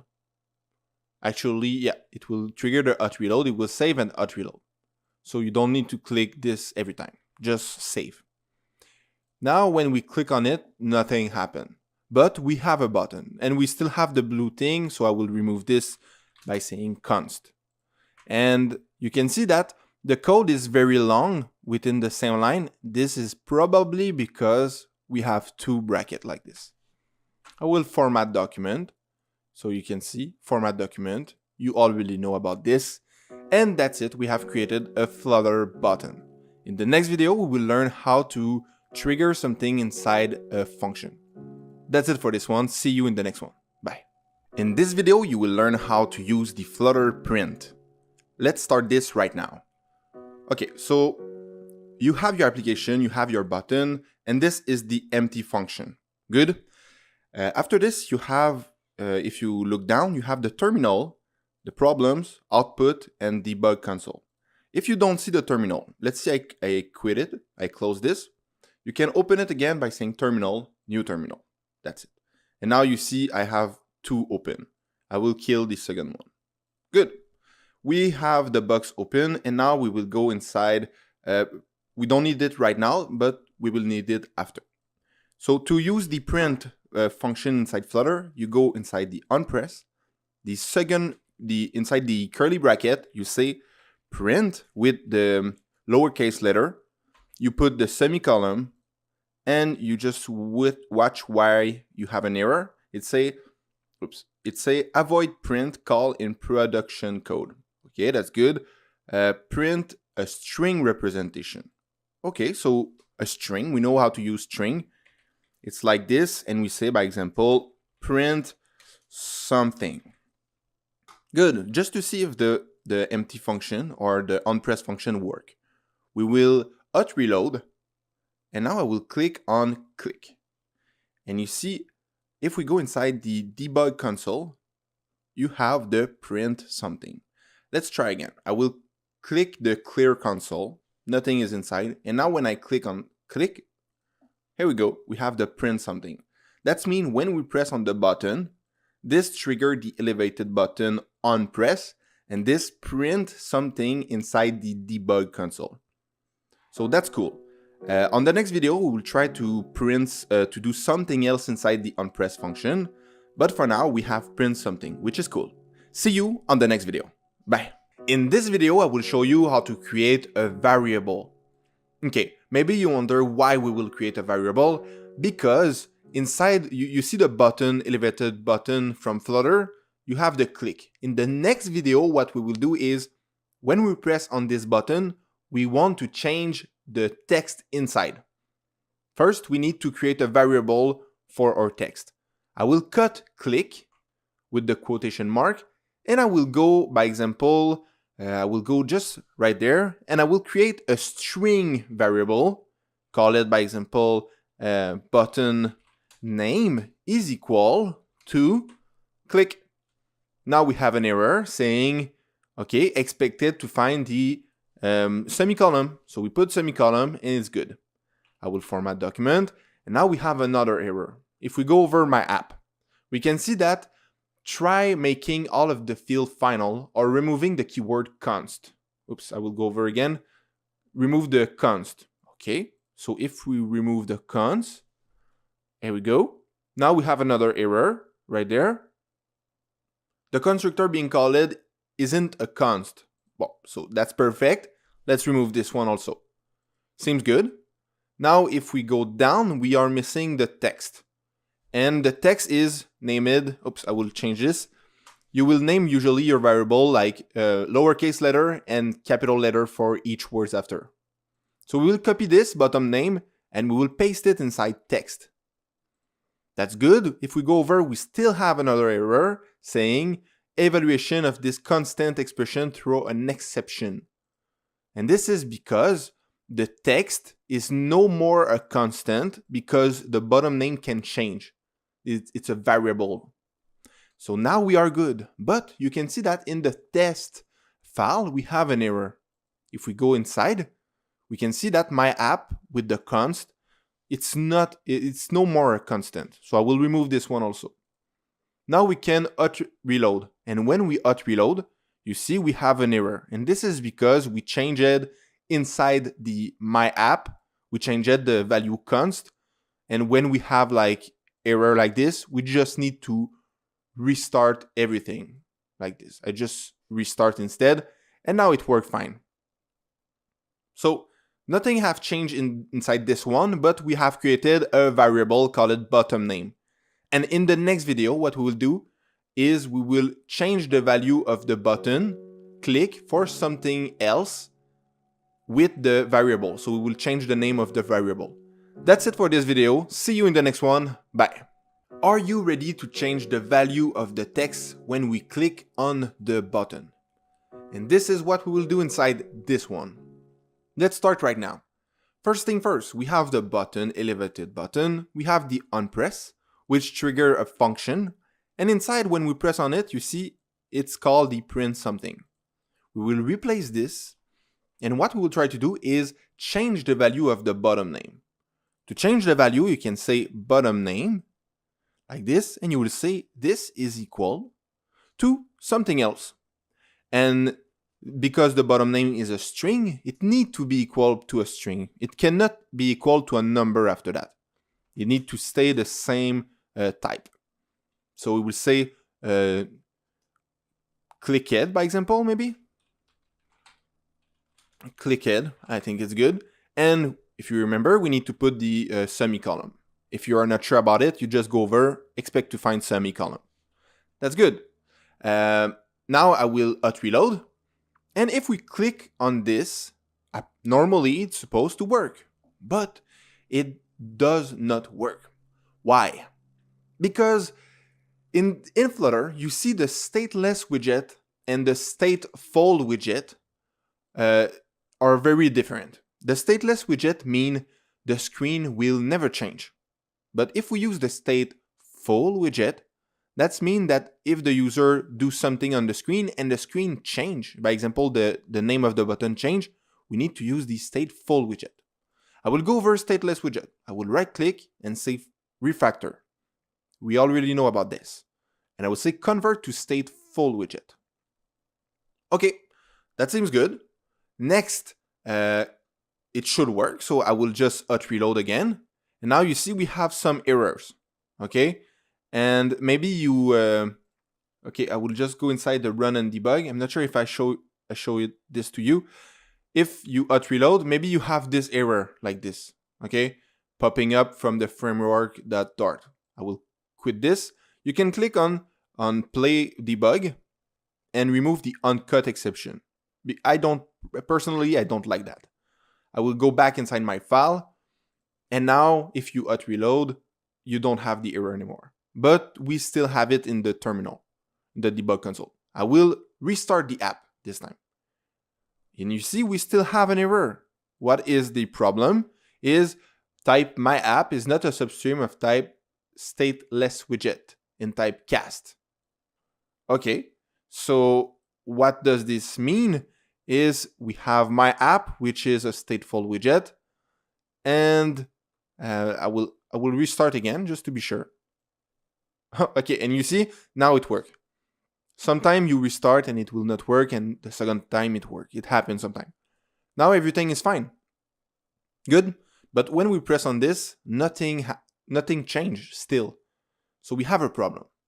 We see that the bottom name changed for something else, for clicked, but we don't see the difference on the screen.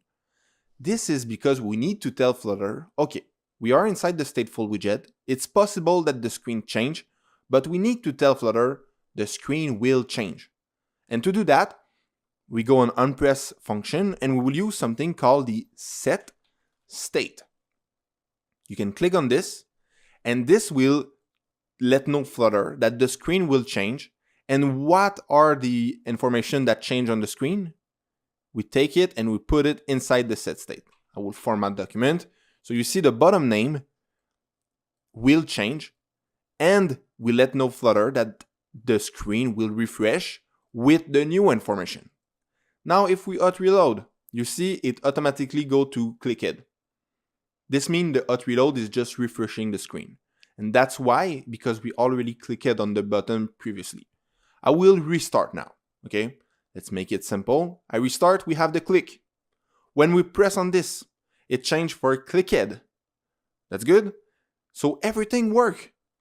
And this was because we needed to add the StatefulWidget, the setState, and that's pretty much it, and change the bottom name variable.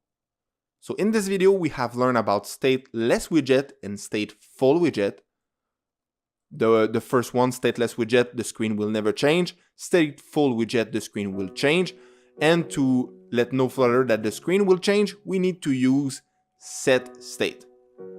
So that's it for this video, and see you on the next one. Bye. Okay, I hope you are still excited about this course. I hope you are excited to learn about Flutter and create mobile apps, because I am excited to create this course. First, inside this video, what we will do is we will play with the bottom navigation bar, okay? You can see right now when we press on icons, nothing happened. And we need to change this. So we have learned how to use function previously. We have learned also how to set state, how to use the StatefulWidget, StatelessWidget, and we will try to change the bottom navigation bar. Let me show you how it works. You will go inside the bottom navigation bar, we have the items. Okay, we have the bottom navigation bar, the items, which is a list of constant, and this end with the comma at the end. And after the comma, you can press Control space. If you still, and just to be sure that you understand, if you don't put the comma and you press Control space, it still works, but you will have an error because you need the comma. Okay. So I will put the comma back and I will say Control space. We need to find something to change the color or change the value. So if we go background color, current index, what is this? The index into items for the current active bottom navigation bar item. So the current active, that's perfect. Let's use current index. Let's say we use 1 instead. And now I will just reload. Boom, you see? The icon is the next one. And if we use 0 and we reload, it should be the first one. I will reload again just to be sure. You see, it does not work. So what happened? We might have a problem. So when you change things so fast, sometimes the Visual Code don't understand that you have changed it. So I will delete and then I will rewrite 0 and I will rewrite 0 and I will reload. So you see, now the program understand you change it. Good. So you have understand that if we start at 0, it works. For the first one, at 1 is the second thing. If we put 2, by example, what happened? Is it the same problem? So instead of redoing, I will just click on restart. And you see nothing happened. Okay, that's weird because the second item is none of these. So it means this doesn't show error, which is good. But we will work with the 0 and the 1. The goal is to change the index when we press on it. Let's find another argument inside the bottom navigation bar. So you see we are still inside the bottom navigation bar. Let's find another item, another argument, sorry. And let's say we have the untap when we tap on it. And that's pretty much it. So we will find the untap and I will click on it. I will create an empty function. And now you see we have a problem with the empty function. Let's go over untap. Function int. Okay, so the function return us a int variable. That's mean inside, right there, Flutter will return us something. It's an int, and the int, we will call it, by example, the index. You see, we don't have an error anymore because the untap will return us which index we have clicked on. And now I will go inside the function and I will say, by example, first thing first, we will need to have a variable index. Let's do the same thing we did with bottom name, but this time the index is an int, which means number. Okay, int is a number, but like 1, 2, 3, 4, 5, like this. If you have a number like 1.2, this is called a double. Okay, but you will understand with time. So let's use int, and I will say current index. This is equal to 0 when we start. And we have a little problem. Int, try changing the name of an existing class. So int is used like this, if I remember. Yeah, it's not a capital letter like string. It's a lowercase letter. Perfect. We have the current index that we will use instead of the current index 0. We will paste this. And when we tap, we need to change the current index. But if you remember, if you want to refresh the screen, you need to use the set state to let know Flutter that you want to refresh the screen. And then you can say current index is equal to this index, because when we tap on it, Flutter will return us an index on which we have tapped. And I will say index. And oops, yeah, I will put my semicolon at the end, because if you go over, you will see expect to find a semicolon. I will format document. I will hot reload everything. And now when we press on the icon, the page change, or the icon change in consequence. It's already have been more than 5 minutes, so we will finish this video like this and see you on the next one. Bye. In this video, I will show you how to add another button under the first one. Okay, it seems simple right now because you just want to add another button. We can go on the button and where it is, elevated button, I will copy this. It seems simple, but where do you put it? Because in the center we have a child, and the child only take one thing. If you try to put it after, it don't work. We have an error because it's not a list of child. How do we create a list of child? First, you need to know, do you want to put the button on the vertical or on the horizontal? Let's start by doing vertical. To put multiple things on vertical, we need to use a widget, call it the column. Okay? So let's use a widget, call it column. We can create the widget like this, so you can just watch, you don't need to do it right now. You can say column, and then you open the bracket. Oops, column, you open the bracket, and then you put the children inside, and inside you will put the elevated button, okay? This is one way to do it. And children is the same thing as child, but it means it will be a list of child. Good? There is a way of doing it even simpler. I will go back. And do you remember when we do refactor? You click on elevated button, refactor, wrap with column. That's it. This Flutter will automatically put the children, the list, and will put the widget inside the list.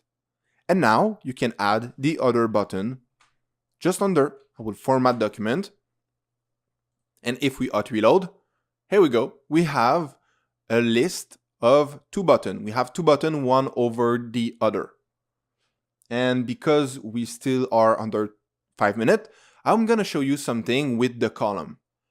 You see right now, the column is not in the middle. That's not very cool.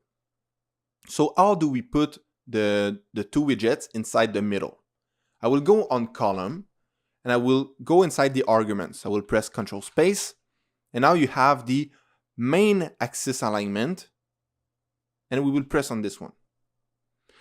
Let's go over main axis alignment. This doesn't take only a widget, but it takes a main axis alignment widget. So we will copy this one, we will paste it, and now we will replace start by another thing. So we'll say dot, and we'll use center by example. Let's hot reload. Boom, magic. So the main axis alignment, so the column is vertical. Main axis alignment means the main axis of the column, like this. So this will be the position in the center instead of the start. If we put the end, it should go at the bottom, like this. Perfect. And now I want to show you another one. Because we have the main axis, maybe we have the other axis. What will it be called? Let's go in the arguments. We have something called the cross-axis alignment. If we go over, you see that this takes a cross-axis alignment dot center. So I paste this, and instead of center, I will use something else. We have 3 choice, and we have 4 choice, 5. Okay, let's use instead start. And if I save, nothing happened. So if I hot reload, nothing happened. If I restart, nothing happened also. Okay, if we put and, what happened? I think nothing will happen also. Okay, this is because the column, the maximum size of the column is, it's hard to draw, but this is the column right now, okay? This is the column, and it is currently at the end because the size of the column is only like this. We will need to make sure that the column take all the screen width, okay? And I think I will show you how to do this in the next video, okay? In the next video, we will make sure that the column take all the width possible. And in this case, the cross-axis alignment.end will make sure that the button go at the end. See you in the next video. Bye. Welcome back. Inside this video, we will make sure that our two buttons go at the end as we tried to do with the cross-axis alignment.end. Okay? We will try to do this. For this, we will use a widget called the SizedBox. So we need to wrap the column widget with a widget called SizedBox. Try to do it by yourself and pause. Otherwise, we will do it together right now. If you remember, we can right-click and refactor. Oops, sorry. I'll do it slowly. You can right-click, okay, and refactor, and you have all the widget. You see, we have one wrap with SizedBox. If the widget name is not right there, you can use wrap with a widget and use the widget name after. So we'll click on SizedBox. Simple as that. If I hot reload, you will see nothing change. This is because the SizedBox need to have a size. So we will go inside and we will use an argument called, well, I will press Ctrl space. You see we have the height, the key, and the width. So the width seems perfect for us. If we give the width, by example, I don't know, 200, and we hot reload. Oh, do you see how this changed? So let's put the width at 400 this time. This means all the width of the SizedBox is at 400 right now. So at the end, it will go at the end. But what happens if you put like 500? Or if you put like 7999? Nothing happened. But sometimes some error can occur. And maybe the user will have a screen with, I don't know, 1000 of width. So how do you know what is the maximum width? How could you be able to just say, go to the max width? Yes, you can. And we will do it in the next video. This is what I will show you. See you in the next one. Bye. This video will be super fast because we will learn how to use the max width inside the SizedBox. And it's very simple. First, you will use double. I don't know if you remember, but I said in the course that you can use int for numbers like 0, 1, 2, so big numbers. But if you want numbers with the dot, like 2.3 or 2.4, you need to use something called double, okay? So we will use first double, and then we will say dot, and we have multiple choice. The one we search is infinity. And just by saying double.infinity, this will make sure to take as much width as possible inside the app. So just like this, it will do it. And what we will do also is the cross-axis alignment. We will put it at center again. We will put the main axis alignment, we will put it at start. Okay, start, and we will put the main axis alignment at center.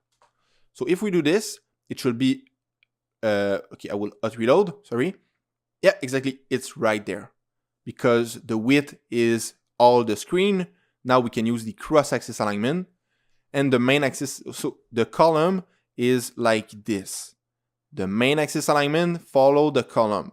The cross-axis alignment go the other way of the column, okay? So main axis alignment is in the center, that's perfect. Cross-axis alignment is at start. That's why the two widgets are in this location. So that's it for this one. We have learned to use the double.infinity, and that's mean take as much place as possible. See you in the next video. Bye. In this video, we will learn the row widget. Last couple videos, we learned about the column widget, and this time we will learn about the row widget. It's the same thing, but instead of being vertical, it is horizontal. Let's do it right now by changing column with row. Simple as that. I will hot reload, and now you see it is vertical, one button after the other. Cool. And what happened is both of them are in the center. And you can see the main axis alignment, because the row is horizontal like this, and the main axis alignment of the row is like this.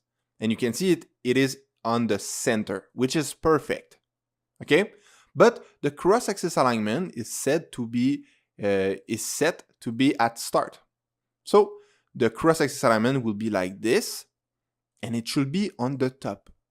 But it is not. Why? Because right now we use the center widget, which put the SizedBox and the row at the center. Okay? But the SizedBox don't have a certain height. So if we give a certain height, and we use the same logic, double.infinity, and we hot reload, boom, you see, the row is now at start. Because the SizedBox now take all the remaining place. Before, it was taking only the width place. So let's put it back, and yeah, I think it's pretty much it. If we, oops, my voice cracked. If we remove the first main, and I hot reload, you see it is at the start, so everything seems fine. I will remove this one also, and I save, boom, it's go in the center left. Why? Let's find out. If we go over row, you see the main axis alignment is set at start if we do nothing, and the cross axis alignment is set as center. So that is why it is like this if we put nothing inside. So let's put both of them, and let's put them at center. And I will format document. That's magnificent. We have learned about the row widget, and in the next video, we will continue to learn the Flutter basics. See you in the next video. Bye. In this video, I want to show you how to edit the style of a button. Let's start this. Inside the elevated button, we can add other arguments. If I press Ctrl space, we have multiple arguments. We have one called style. That's awesome. Next, what you need to do is if you go over style, it needs a button style. Okay, this is not easy, but I will show you the answer, and you will just have to remember this section. If you take a style, the style is very easy to say, okay? You recall the name of the widget, and then you say dot, and you say style from. Easy as that, okay? This is how you put a style. It was not easy because if you go over, it's a button style, which doesn't mean that much, but you just have to say elevated button.style from. Good? Next, inside this, we have multiple things. One of them should be like color. Oh, and we don't. So let's find what could be the color. If we go down, we will see on primary. And we see this is a color variable. If we click on it, it's a color. So that's perfect. Let's use on primary. How do we use on primary? So we need to put a color. Okay, good. Let's do this. How to use a color? We will say color. And if you put a S dot, boom, you have all possible colors. Okay, easy as this. And we will put maybe the red color. I will Control S. And if you hot reload, oh, you see the on primary mean the color of the text. Let's find something else. We have the primary this time. And if we say colors dot orange, okay, maybe I was a little bit fast on this one. You use the primary argument. You say colors dot orange. Good. And now I will save. Boom, the button is orange. So the primary is the color of the button, and the on-primary is the color of the text. Let's put this one as white, maybe. It looks better. Good. So we have learned how to edit the style of a button. You have multiple more arguments that you can use to change the size, anything of inside the button. But there is so much to learn with Flutter that I just want to show you the basics inside this section of the course. Good. So in this video, it was very fast. We just learned how to change a style of a button. That's it for this one, and see you on the next video. Bye. Hello. Welcome back to the course. I hope you are still enjoying the course and you want to learn more about Flutter. This is all the basics with Flutter. Okay, so in this one, we will talk about the container widget. Ready? We will change the SizedBox for what we call the container. Good? The container and the SizedBox is very similar, but the container have a little bit more arguments. Okay? So you see, if we keep it like this, Flutter is telling us SizedBox for white space. So Flutter tell us it will be better in this case to put the SizedBox. But if we use the color, okay, the color arguments, do you remember how to use colors? You use the capital letter, you say colors with the S, dot, and you put the color you will want to have. Let's say we use red. And if I save, which when I save it's Control S, it's the same thing as reload, boom, you see the color red behind? This is the container. All the red space is the container. And now let's remove the height and save. This is the container. This is how Flutter understand the container. And if we remove the width, you will see this will be, this is still the container. So I will reload. I will also restart the app just to be sure. Okay, so you see the container, even though we don't put the width, Flutter understand that the width of the container is all the space. This is because we use the row inside. If we change this for the column, okay, this means Flutter will put the red thing in the vertical this time. Exactly. Okay, so I will put back the row like it was. Now you have learned, I will put back also the width and the height, and now you have learned about the container widget. You can do more with the container. By example, you can put some decoration if you want to have like border, rounded border corner, but this is a little bit more advanced. Right now, I just want to show you the basics with Flutter. Okay, so that's it for this video, and I see you in the next one. Bye. Hello. Inside this video, what we will do is we will learn about conditions. What does this mean? Right now, you see when we are on home or when we are on setting, both give us the same page. But can we put a condition saying if we are on home, then display maybe a white screen, and if we are on settings, then display this screen? How will you do it? You can try if you think you can find the way to do it. Otherwise, I will show you right now how to do this. There is multiple way of doing it, but we will try to find the most easiest way to do it. Let's try. First thing first, you see we have the row, okay? I will go a little bit up. We have the body. The body have a center, and the center have a container. What we can do is, we can say, if I go before, I will say, do you remember what drive which one we use? It is a variable called current index. Good?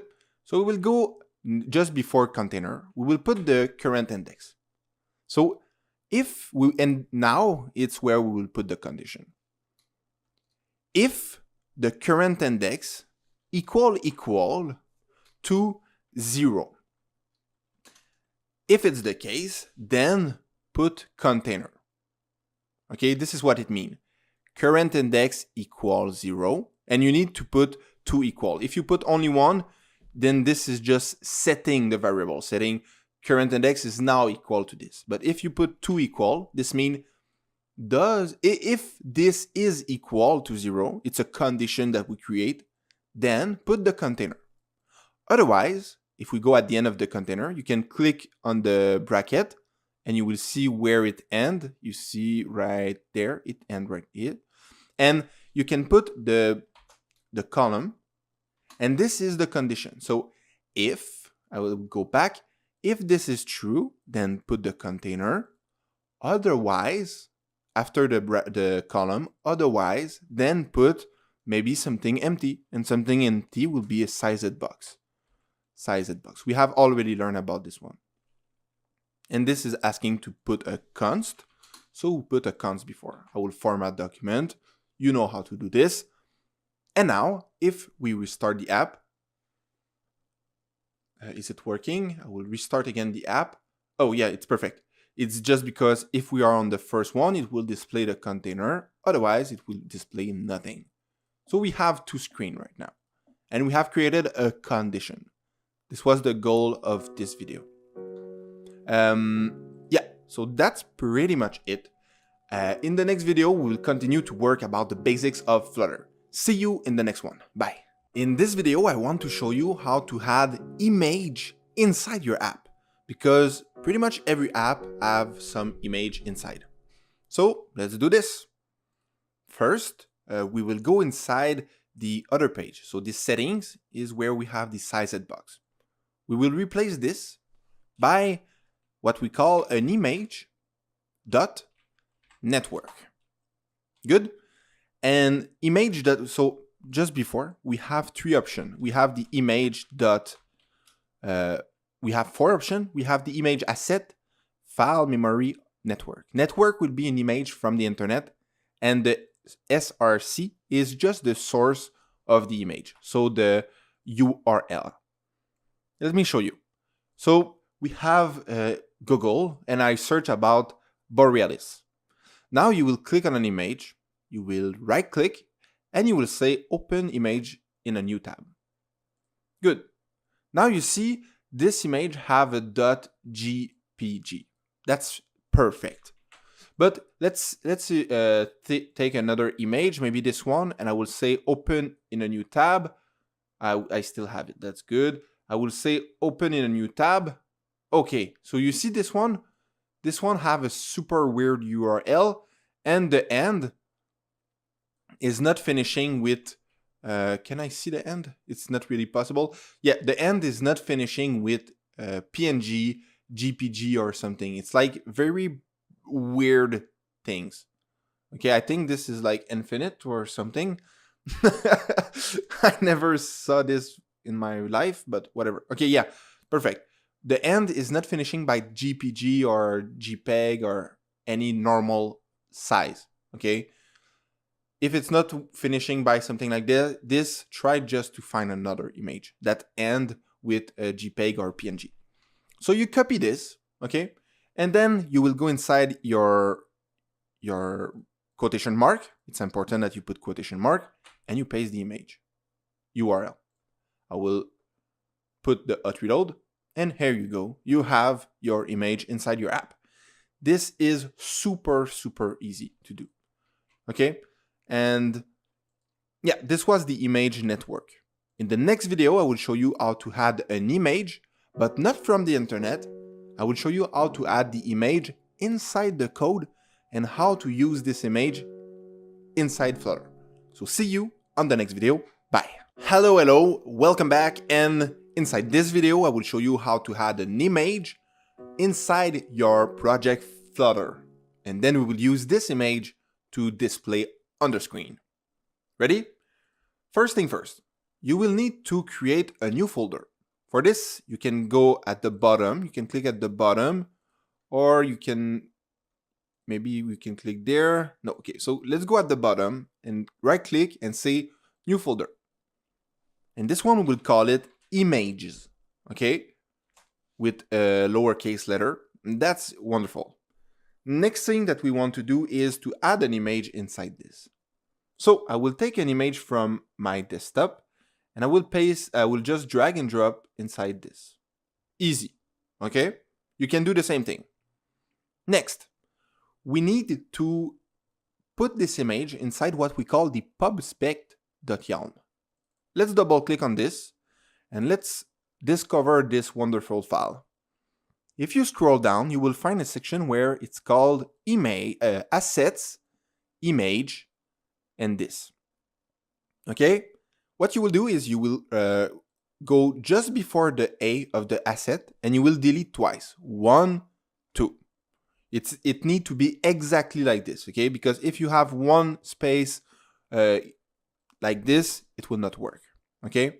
Make sure to delete twice. Then what you will do is you will press right after the hashtag. You will click to the right once and you will delete twice. 1, 2. Magnificent. Next thing you need to do is you will remove this and you will just keep image like this. This tells Flutter that inside our assets of the project, we have a folder called image, okay? And we have one called it image. And you then you put the slash. That means every image that will be inside this folder will be accessible with Flutter, okay? Next thing you need to do, I will move this. You need to press this little arrow, get packages. So you click on this. If you use Android Studio, you can do the same thing, but with a command. If you go inside your terminal, you can say, so this is the same thing, clicking on the arrow or clicking or writing Flutter pub get. It's absolutely the same thing. Good? It will refresh inside the Flutter project this file, the pubspec.yalm. I will close this and I will close Galaxy also. Now we can remove what we have with the network. I will delete this. I will move this and you can use instead the asset. Okay? It's the same logic. You put the quotation mark first, but instead of being the name of the source, it will be the name of the location of this. So you need to say image, because we go inside the image folder, slash. I will write galaxy.jpg because it's the name of my file, but you will put the name of your file. Good? And now if we restart the app, you will see that if we go inside settings, it works. That's magnificent. But if you have a problem, okay, because this can happen sometime when you add new file and you add new image, maybe you will have a problem saying the image is not accessible. What you will need to do is close the application and relaunch the application. And then it will work, okay? Because sometimes it can happen. So the application will just relaunch and I will fast forward. Good. The application has a relaunch and we have the Galaxy image that is from our Flutter project. That's it for this video and I see you on the next one. Bye. Right now we are on flutter.dev and I want to show you something that you should know that exists. First, on flutter.dev you will go on doc, okay? Click on doc and you will find a section Widget Catalog. If you click on it, you will find multiple places where you can find more widgets, okay? If you click on basics, this is most of the widget that we have learned inside the first section of the course.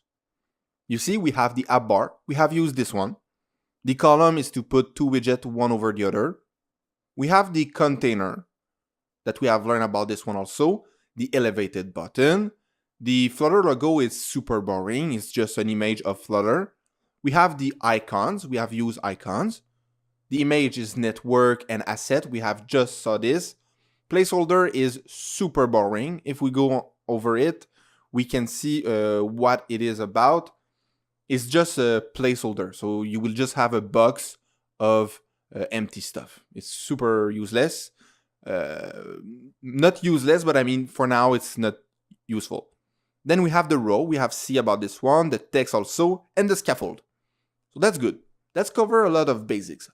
But the thing is, we need to learn a little bit more, I think, okay? Because right now, if we go back inside our app, so where is the application? Oops, I will go back like this. You see, if we go on home or we go on settings, we still are not able to navigate through pages. Let's say, by example, this button, click, change for go on the second page. If you click on it, you should be able to navigate through another page. And in every apps, you are able to navigate through other pages. So inside the basics of Flutter of this course, we will also learn how to navigate through pages. Because I honestly think it's one of the most basic things to know. So in the further video, we will learn about this, and it will pretty much complete the introduction of Flutter basics. So that's it for this video. I just wanted to show you that you have access to the documentation, which is the Flutter catalog, okay? And the catalog, it is right there. And you can click, you can search if you want to learn more about widgets. By example, if you click on this one, you have asset bundle, raw image. And if you go on input, by example, I think we will add this in the Flutter basics because this is kind of important. Not sure yet. Otherwise, we will do it in Flutter Advanced. We have the form field. This is to put something on the screen. So, by example, the search bar, the person can put something in the search bar and search something. So, it's kind of useful for an application. So, this was the widget catalog. We can close this, and I see you on the next video. Bye. Okay, so in this video, you will see that the application have changed. And this is because the next video you will see is a little bit confusing, okay? And I understand this, so I created a new video that will have better explanation. So if you watch this one, it will be easier to understand how the concept of the next video will work, okay? So let's start right now. The concept of the video is about navigation. So how do we change page into a Flutter app? And right now you can see that what I have created is a very, very simple app with the material app, the scaffold, the app bar, the body, we have a center and an elevated button. So you can see we have the app bar, the body, and a button in the middle.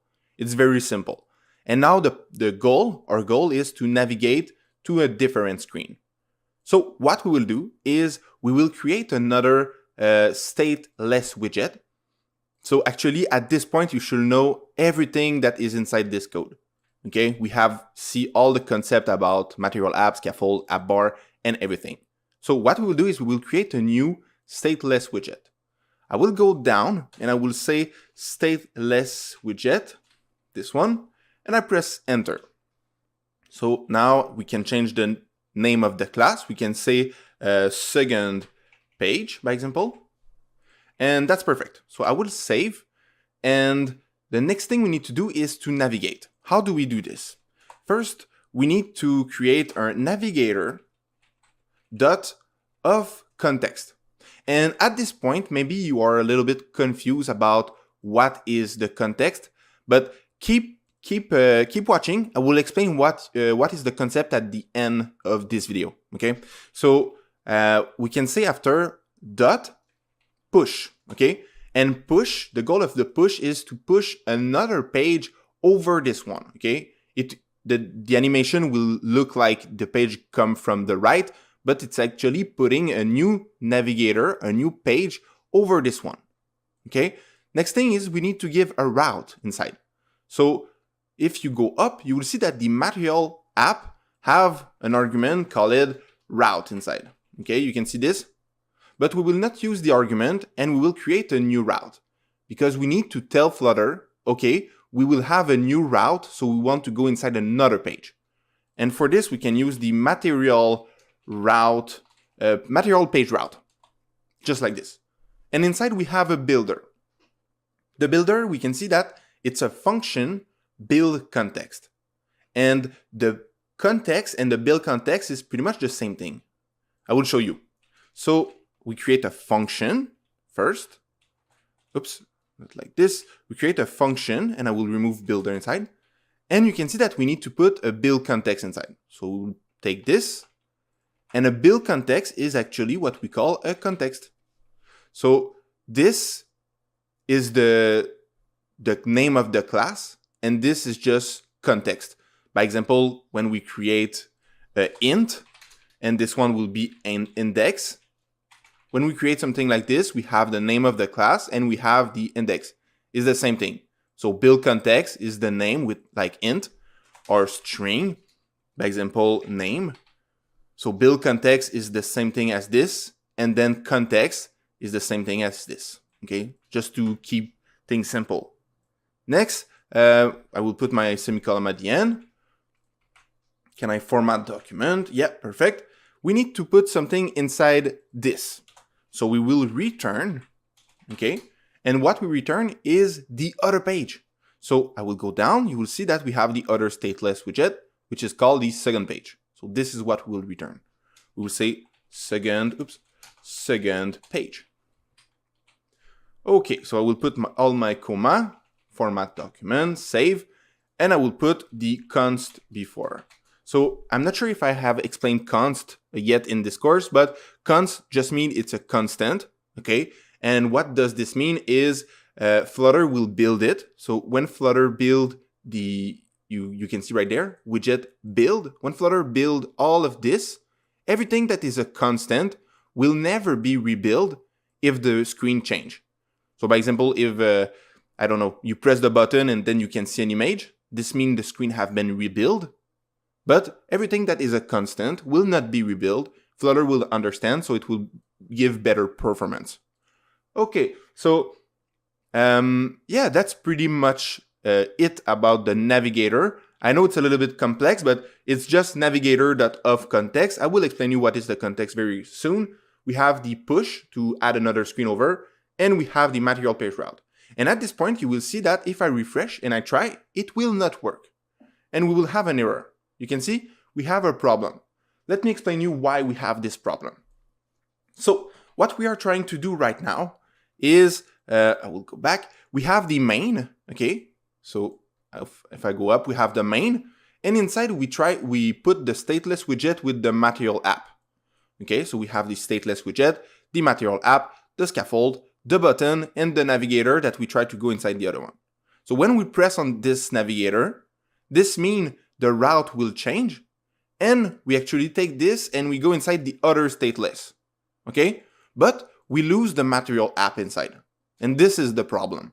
So what we need to do instead is we create the main. Inside we have the stateless, we have the material app, and then inside this one we create another stateless, and inside this one we have, can I move? Okay, we have this stateless, the scaffold, the bottom navigator. So if I put them both side to side, you can see that in this one, we go straight to the stateless and everything is nested inside. But in this one, we have the stateless, the material, and then we add another stateless to have the scaffold bottom navigator. And when we click on the navigator, we go inside the other stateless. This means we go like this. And now everything is fine because we still are inside the material app. So this was our problem. So let's solve this right now. I will press play. I will remove the uncut exception. And this will just not give me error anymore. So what we will do is we need to put the scaffold, this one, which is inside the material app. We need to put this one inside another stateless. So that's what we will do. I will create another class and I will call this one first page. And you will see in the next video, I will just use the command StatelessWidget. Perfect. And this one will be called the first page. Inside, I will put all the scaffold. Okay, so I will remove the container and I will take the scaffold we have created. I will copy all of this, cut this, put it inside the return of the first page, build, like this. And now inside the home, we can add the first page. This will be a const also. So what this does is instead of doing this thing, we are now doing this thing. So we have the material app and inside we go inside the other stateless, which have the scaffold. Great. So now it should work. If I refresh and I will press the button, you can see the screen is black. And do you know why? That's a good question. Pause the video and try to figure out why the screen is now black. Otherwise, I will show you right now. So what happened is we are inside the first page and we navigate through the other page called the second page. But this one doesn't have any scaffold. So I will create a scaffold instead of the container. And if we refresh, now you should see we have the white screen, which is good. We can add an app bar. This one will have app bar like this. And I will save. And you can see that we can go back inside the other page. So when we press this button, we have this scaffold with the app bar, and we have a button right there. But why do we have a button? That's because we are navigating and pushing another page over this one. And Flutter, remember that we have a page prior to the second page. So if you want to go back, Flutter will automatically provide you a button to come back. That's why. And you can actually remove this button if you want by saying a bar leading, and we will say this as false. Is it this? Widget leading. I will say instead lead. I think we have something else. Automatically imply leading. I will say this as false. Boom. We don't have the button anymore, but we can't come back, so we have a problem. So I will put it back. We can go back inside the first page and we can go inside the second page. This is the Navigator. Now we need to explain about the context. You see, every time we build something, we have the build context. And I'm sure you wonder, okay, but what is the context? Why do I need this exactly? So I will bring back this. And the purpose of the context is everything that Flutter create. So we go from the main, we go inside the stateless, material app, and everything is nested one inside the other. But Flutter need to have some connection between everything. And if you don't have connection, how do we know if we have an arrow right there? So Flutter will not be able to build anything. And the context is just to tell Flutter, we have the context and this is what you need to build. It's a bridge between each widget. Okay, that is the most simple way to understand it. It's a bridge between every single widget. So what happened inside the Navigator is we will say push, we will say Navigator.ofContext, so we use the context, and we say we will push another page. So we will take this one, we will take this one and we will go inside another page. But we use the context to tell Flutter, okay, we go inside this one. The context is just a bridge between each widget to make sure that Flutter build the page or the app in the good way. Otherwise, if we don't have the bridge, we don't have any arrow and we are not able to build any app. So that's why we need to always send the context everywhere we go inside our Flutter app. So that's pretty much it. I think we have figured out pretty much everything inside this video. It was a long one, 11 minutes, and you will see the other video. I tried to explain you how to use the Navigator, but honestly, I think I do a pretty bad job at it. So yeah, that's why I did this video. The explanation seems to be much better this time. And you will see in the other video, what happened exactly is I tried to use the Navigator, but I face a problem. So I will show you how to face problem in the other video, but it's the same concept. So that's it for this one, and I see you in the next video. Bye. In this video, we will learn about the Navigator, and the Navigator will allow us to navigate through different pages. Good? First thing first that I want to tell you is there is two Navigator right now with Flutter, okay? Because of Flutter 2.0, they have integrated the new Navigator 2.0. The thing is, the Navigator 2.0 is much more harder to understand when we start with Flutter, okay? The Navigator 1.0 work super fine, okay? And in this course, right now we are on Flutter Basics. And I don't want to complicate everything by showing you the Flutter Navigator 2.0. So we will do it right now with the basic Flutter. This module, we will do it with the Navigator 1.0. Okay, you will see it's like way much easier. Let's do it. First thing first, we need to go inside, by example, our button. I will select the next button, the button blue, and we will change this for, let's add first thing first the quotation mark, and we will say next page. Good. This will now be a constant, and if you wonder why I know it, just go over, you will see prefer constant. Okay, so we would put back the constant, and now the onPress will be something else. The onPress will be the Navigator, and what we will, Navigator dot of context, like this, dot push. Okay, it's very simple. Before we continue on this, we will need to create another page. So you can see right now we have my app with the StatefulWidget. And this is what is considered like a page, okay? Because we have this scaffold inside. So what we will do is we will create another StatefulWidget, so another class that will have inside the scaffold. We don't need the material app, we just need the scaffold, okay? So let's go down, and what we'll do is we will create a StatelessWidget. So you will see StatelessWidget, this one, and you will press enter. This will give you the StatelessWidget. So what about the name? We will call this one next page, and we need to do the same thing on this one. And inside we just put a scaffold.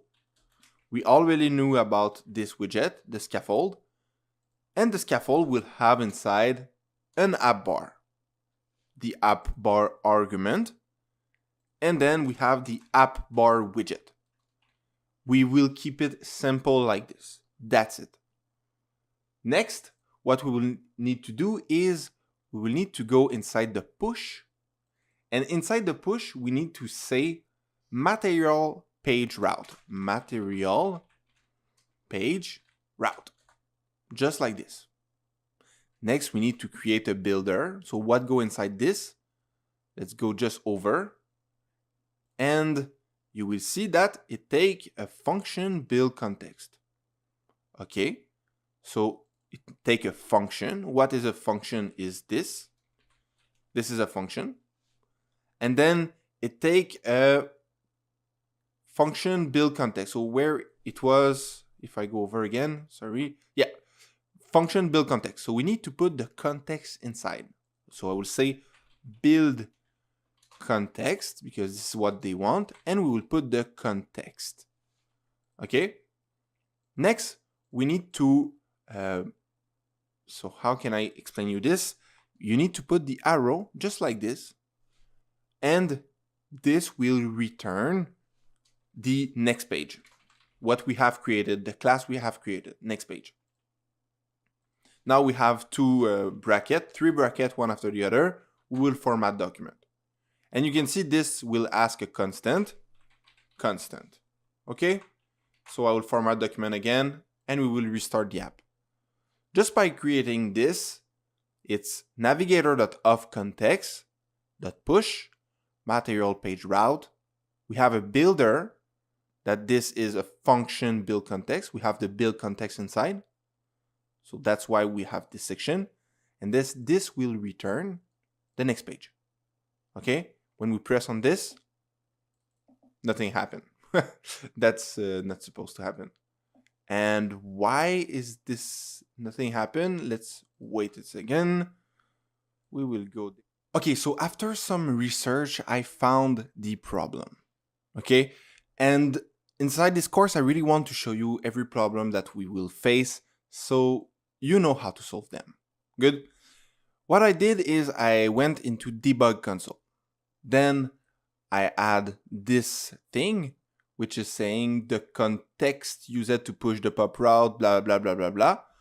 I take all of this and I paste it on the internet. Then with this, I found Flutter Navigator not working. We scroll down and we find the first answer.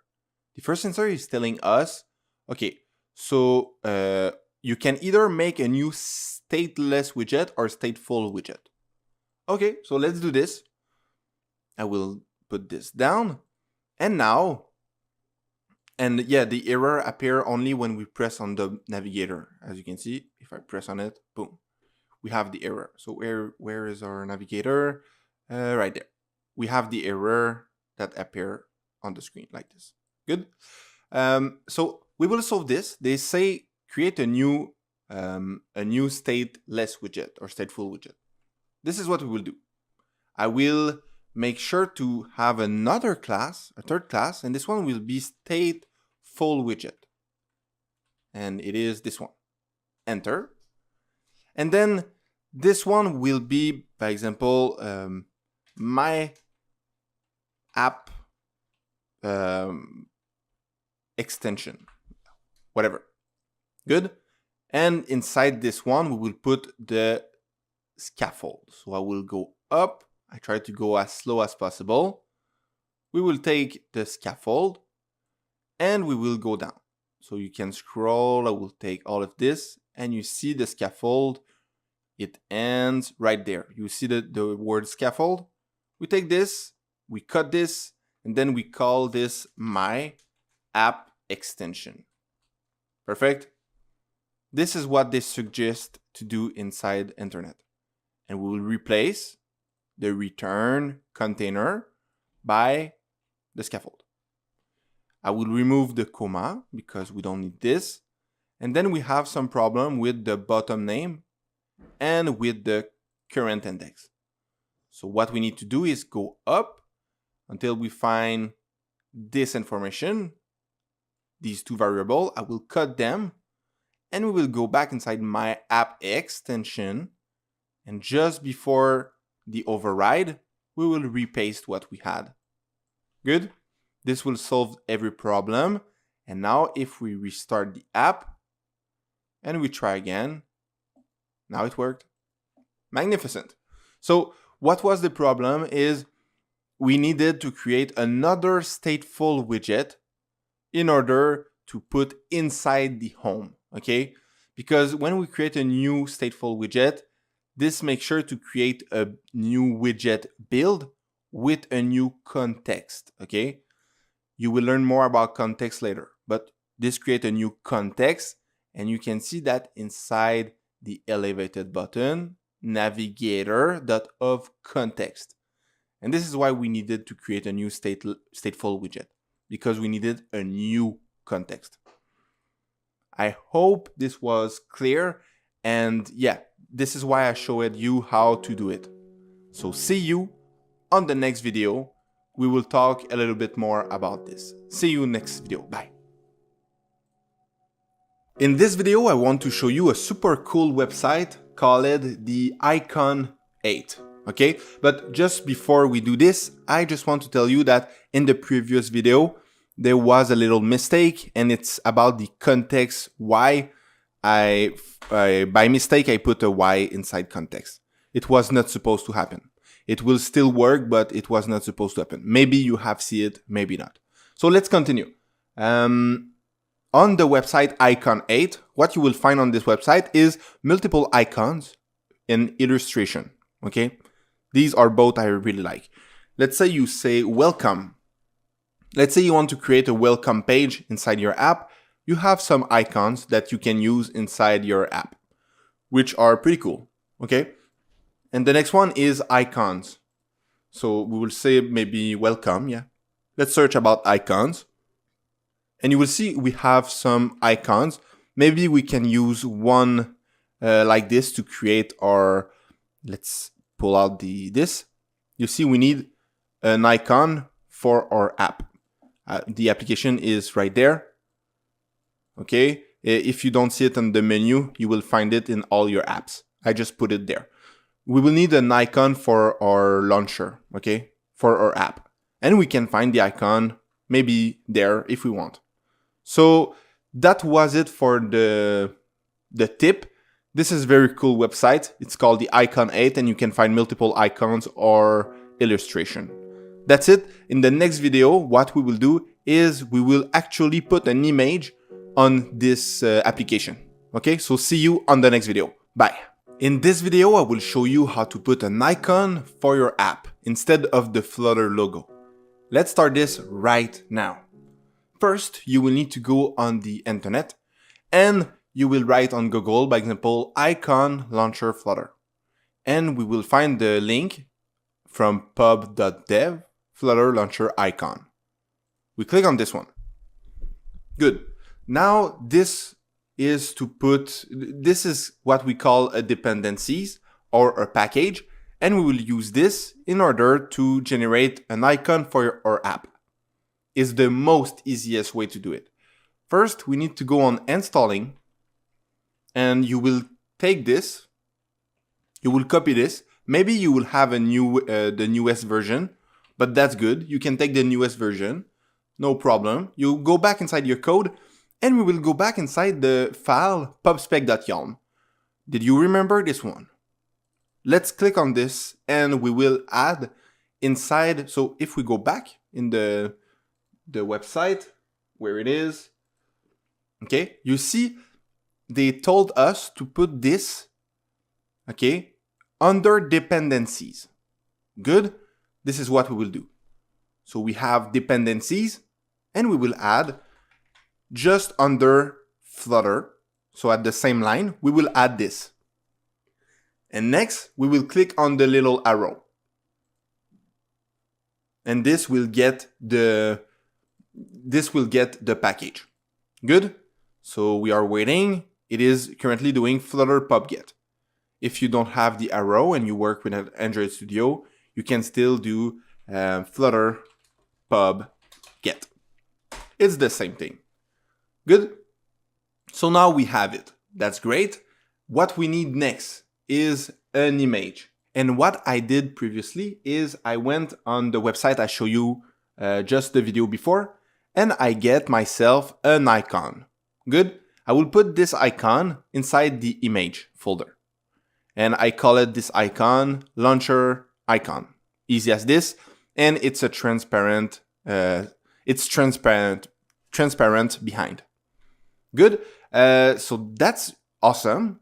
We have the icon that we want to put there. And what else we need to do? So I will go inside the README. Okay. This is all the steps they ask us to do. We will go down and they told us you need to add this. Okay. So we will add all of this. They told us to put the Flutter launcher icon under dev dependencies. Okay. We did kind of the same. We put it under dependencies is good. We will change it after maybe. And then we need to add also, let's copy all of this. Never mind. It's because you see, they ask us to put it under dev dependencies, and inside this one installing, they ask us to put it under dependencies, which is not the same thing, but whatever. I will remove this one and I will put it under dev dependencies instead. Okay. I will remove this.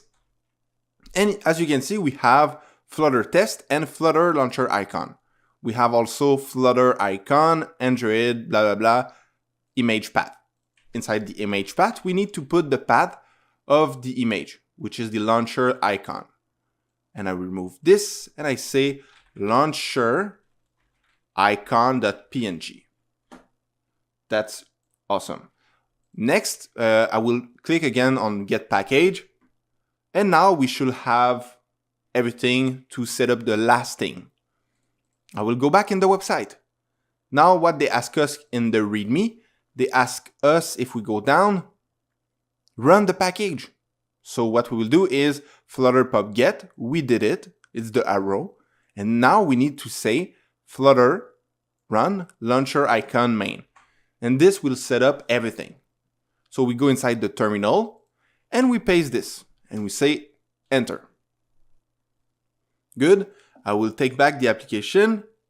And now if we restart, you will see that the app should not, you see, the image is not there yet. We need to close the app, so we will stop the app and we relaunch it. And because we are not in the main file, the play button is not available. You can always use the run and start debugging also. So I will play on this and I will launch the application. Also, you see we have everything done successfully. So you see successfully generate launcher icon. That's great. You will have the same thing. And now I will just fast forward until the application launch. Okay, the application is ready. If we go back inside the menu, you can see we have an icon for our app. That's awesome. This is what we wanted to do for this video, and we did it. So that's it for this one, and see you in the next video. Bye.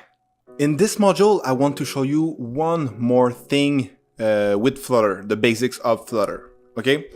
And this thing is how to turn anything into a button, okay? Because right now you can only use button like next page or clicked, elevated button. But how can you turn, by example, an image into a button? Let's do this right now. Okay, so first thing we will do is we will go where we have the second page, which is settings, okay? And we will wrap the image asset with something called another widget. So we'll say Refactor, wrap with a widget. And we will use this time the gesture detector, okay?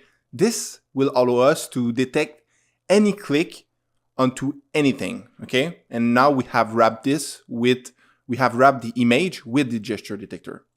I will format document.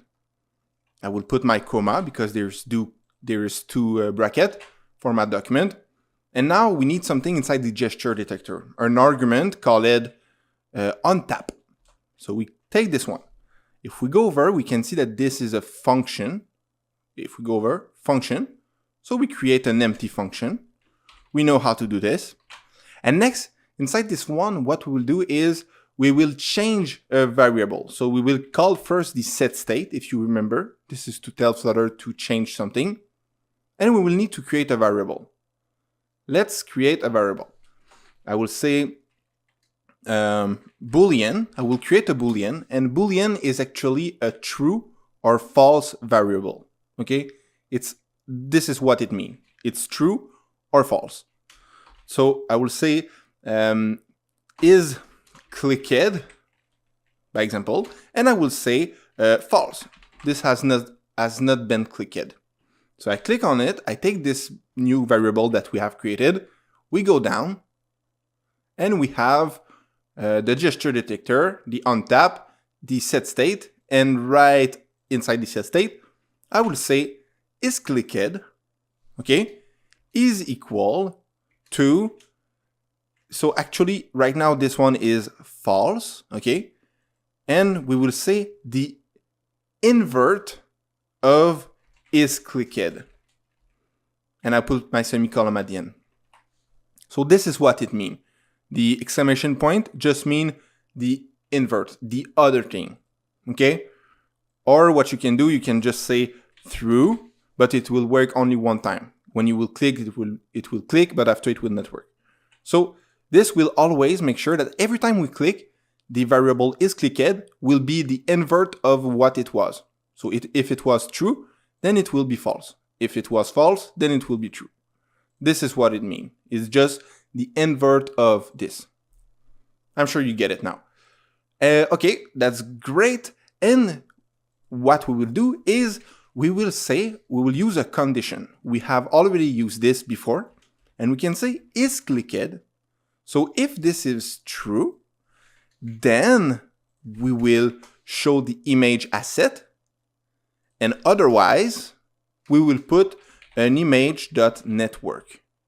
And I have a source, the GPG. You can just find an image on the internet, take the URL as I showed you previously, and paste the URL. I will format document, and I will move back this like that. Great. So you can see the URL is pretty long, but Yeah, that's it. So I will format document. That's great. Let's restart the app and let's see how it worked. If we go in settings, because this is where our image is, we can see that right now the isClicked is set as false. Okay, so what this means is isClicked is false. So we will go in the second one where we have the image network, and this is the image I get from the internet with the URL. Okay, so that's great. But if we click on it, boom, we changed the image. Now the isClicked is now the invert, is now through. We have set state to refresh the screen, and now the code will show this image. And we can click as much as we want.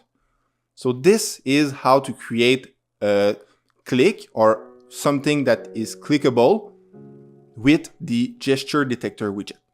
So that was it for this video, and I see you in the next one. Bye. Hello. This is a cheat sheet that I have created for you, okay?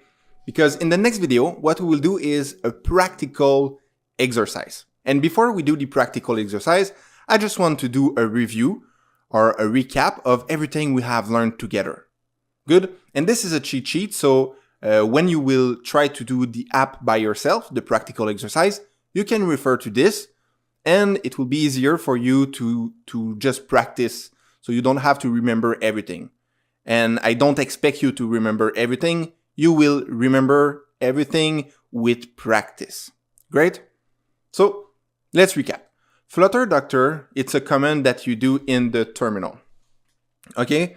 I don't know if you remember, but if you open a terminal, I will do it right now super quick.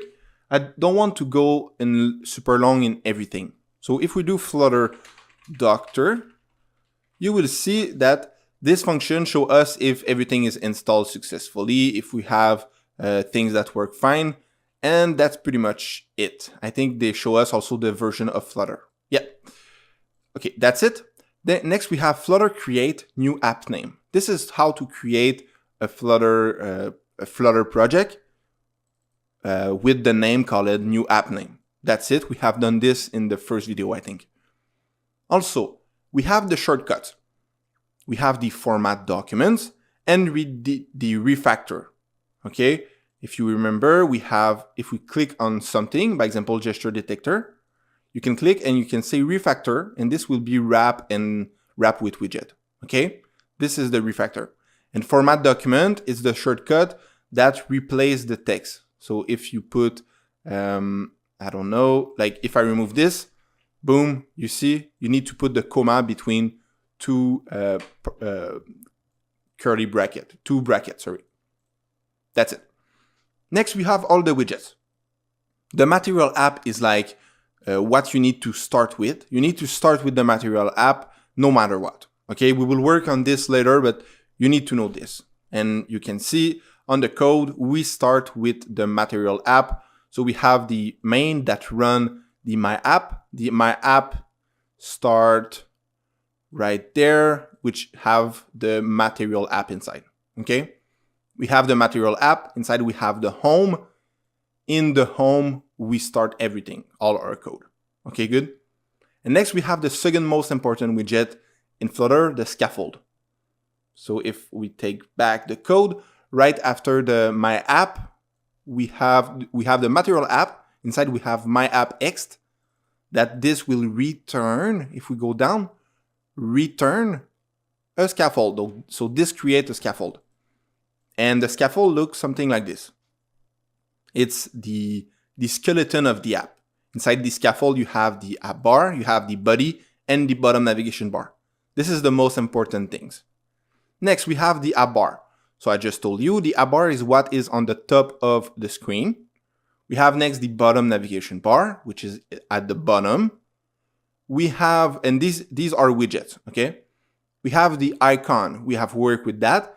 I show you how to use icon. It's just like this. You put icons, bracket, icons with the S, dot something. Next, you have the center widget. So the icons is just to show icons in the app. I'm sure you get it. And next we have the center. This will put every widget that is inside this one will put everything in the center. We have also the elevated button, which is a button. We have the StatefulWidget.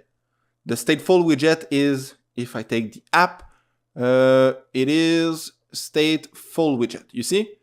So the my app extend the StatefulWidget, okay? And the StatefulWidget means that the app can refresh.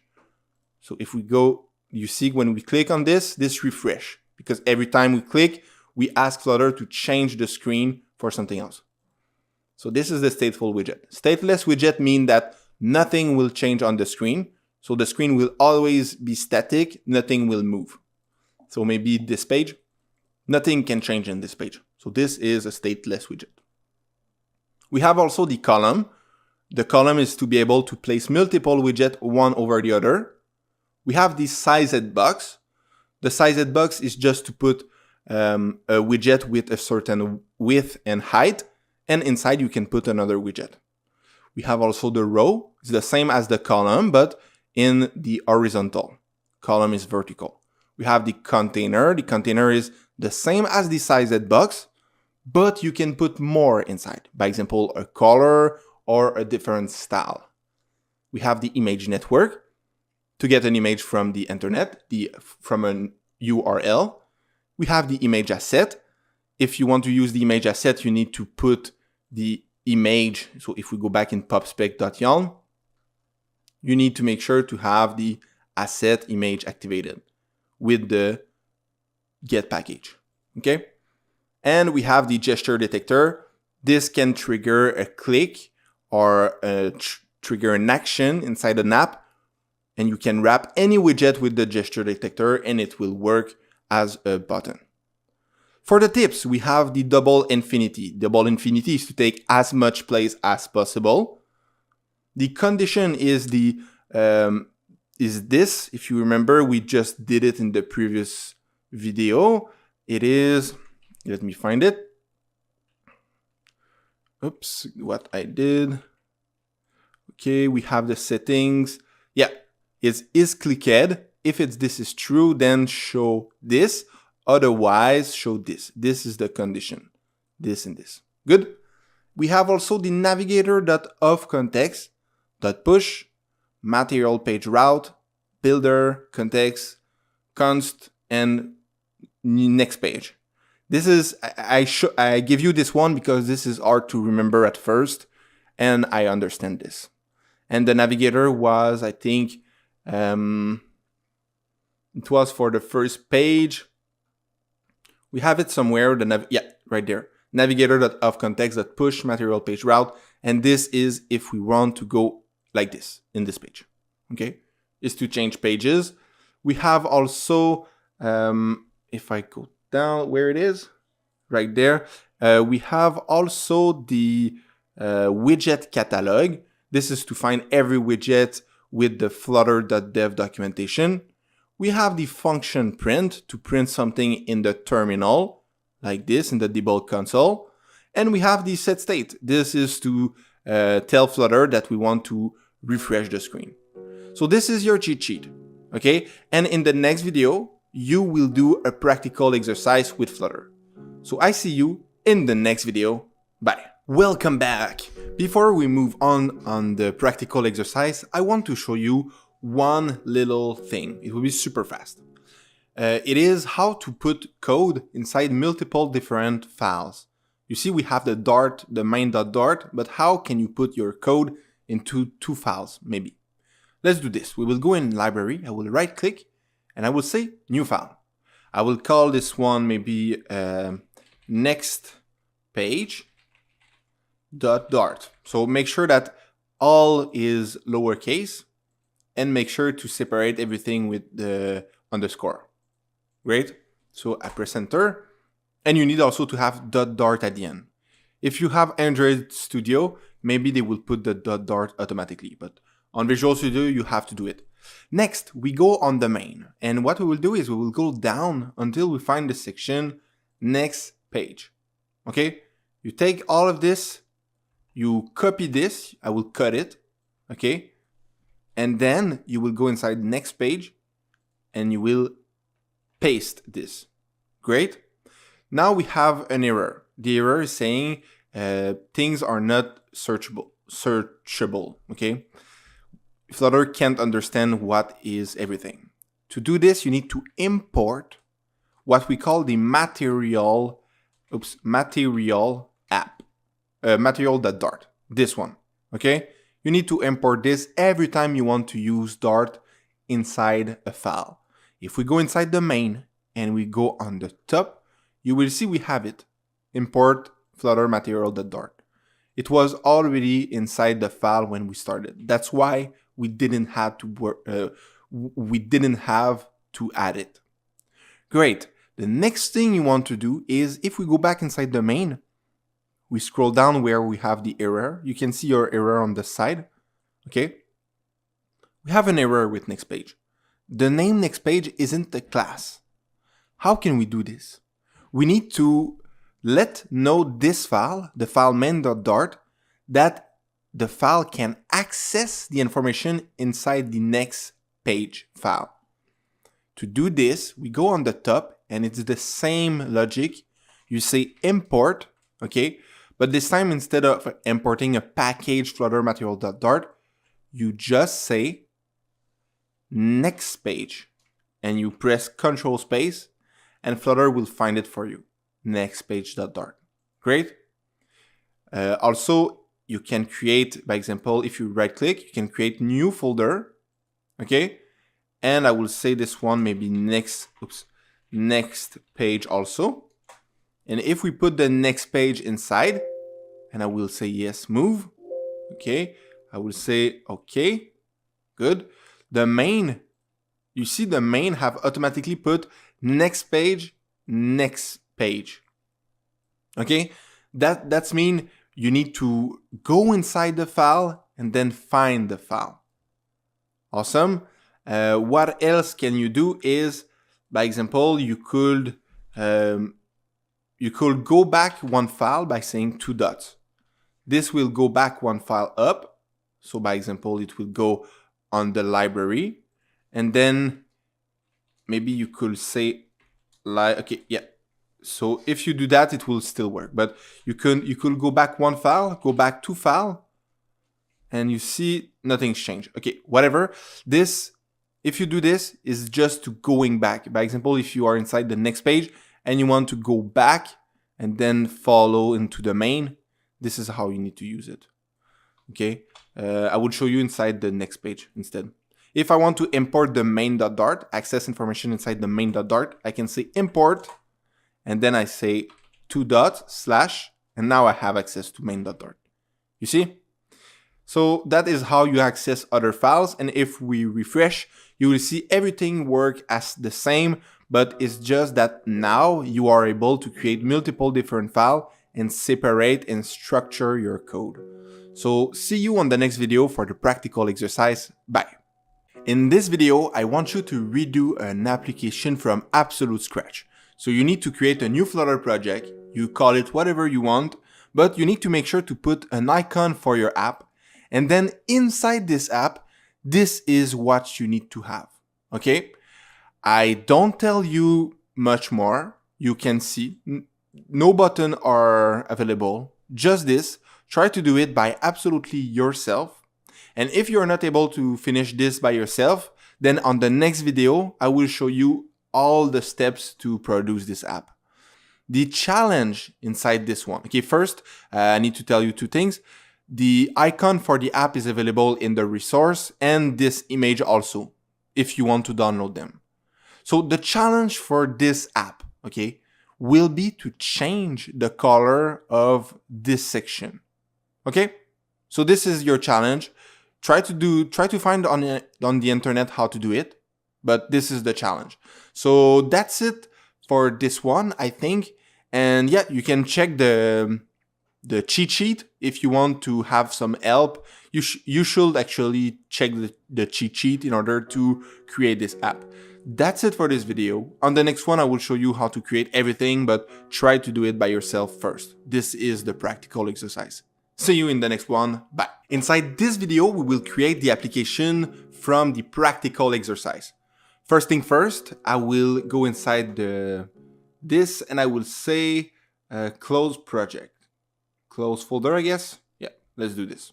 Magnificent. Then I will go inside the terminal, and let me tell you that you should be able to do it by yourself first. This is only if you are not able to do it. Watch this video and then try again by yourself. It's very important that you understand how to do this section by yourself. Okay, so I would go inside CD desktop, and inside my desktop I will say Flutter Create. So you can see that this is something from the cheat sheet. Okay, Flutter Create, I will say first app. Magnificent. So this is creating a Flutter app for us. I will take the file and put it right there so you can see it. Great. I will close this and I will open back my Visual Studio. I will say File and I will open folder.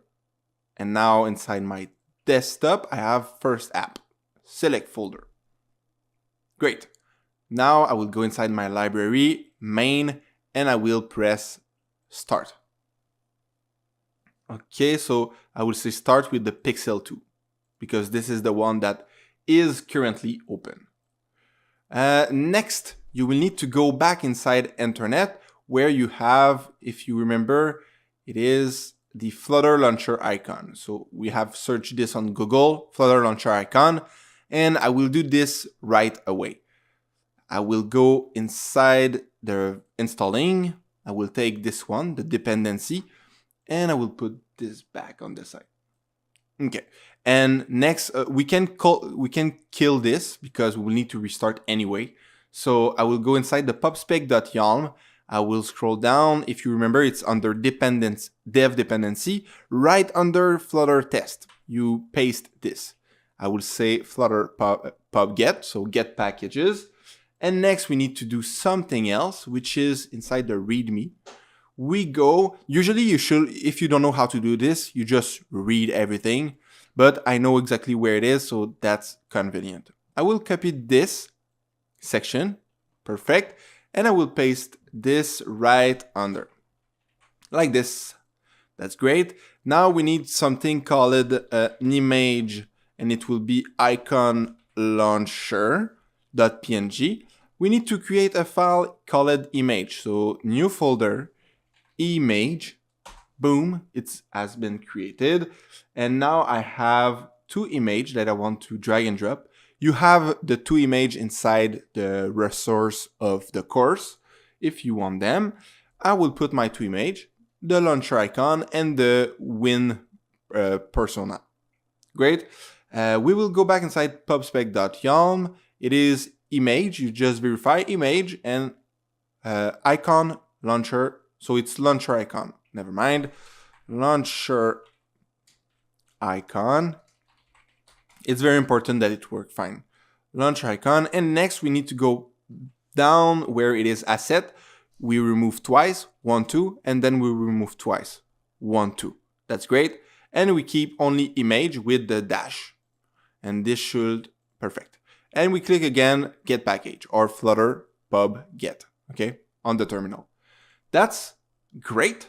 Now I think we can just run, okay, no, we cannot run the app right now. We need to do one last thing, and it is the command Flutter pub run Flutter launcher icon main, okay?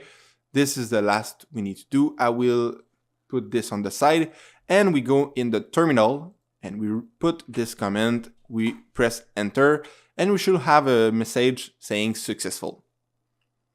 Will we have it? And success warning icon with alpha not allowed in App Store successfully. Perfect. That's great. Next, we go back. I will close this, and close this in the main. What we want to do, I will remove this and I will remove all of this. Okay. I will just keep the first build just to make things clear. I remove this, and I think that is great. Title, we will remove this one. Team data, we can keep it. It's not a big deal. We will remove it because we have not learned about it. But you can see that right now we have the run app, my app. The my app is the class that will return the material app. which is the most important thing. And inside you have the home and something else. The something else, we will create a StatelessWidget. So StatelessWidget, this one, I will click enter. This will create my StatelessWidget. And next, inside my class, I will call this one, you can press Ctrl D on Windows to select both of them. And I will call this one, I don't know, home page. That's great. Okay, next we can put home page. Magnificent. Inside we need to have a scaffold. And at this point I will run the app. And when the app is running, we will continue to code. We have the abar argument, the abar widget. So I will take the one with the bracket. I will have inside a title somewhere, title. This title is used with a text widget. Text, perfect. The text widget will have inside first app or my first app. Magnificent. And what else we want? We want the body. So we will put the body. We will use the widget center. I know it's very fast, but it's just because you should do it by yourself. And this is just a support for you to understand how I will do it. Inside the center, we will put the child because the child will return a next widget inside. And we have the image.asset. Image.asset, which is the path to the image. It is image/win.png. Image/win.png. And now if we refresh, it should work. And while it's refreshing, we will go inside the material app. And do you remember about the debug show check and mode banner? We don't want this. This is disgusting. And we remove it. Next, we go inside the app bar. Inside the app bar, we have, okay, I'm not sure I have told you this one yet. Okay, but you should be able to do it. Okay, why? Because inside the app bar, you can see that we have multiple arguments. Okay. And if you don't find one that makes sense, by example, if none of them make sense, you can go on the internet and search about how to change the app bar color, maybe. So how to change app bar color Flutter. Okay? And this is what I want you to do, is to find yourself when you have problem, to find the answer when you have problem. And you see, first thing, how to change app bar color Flutter, how to change app bar background color. Great. We go down, we have the first check mark. 69 people said that this is great. So declare a color, primary color in the material app level. So you can go inside the material app, or maybe you can go inside the app bar, background color, primary color. Okay, so let's take this one. I will close this and I will paste this.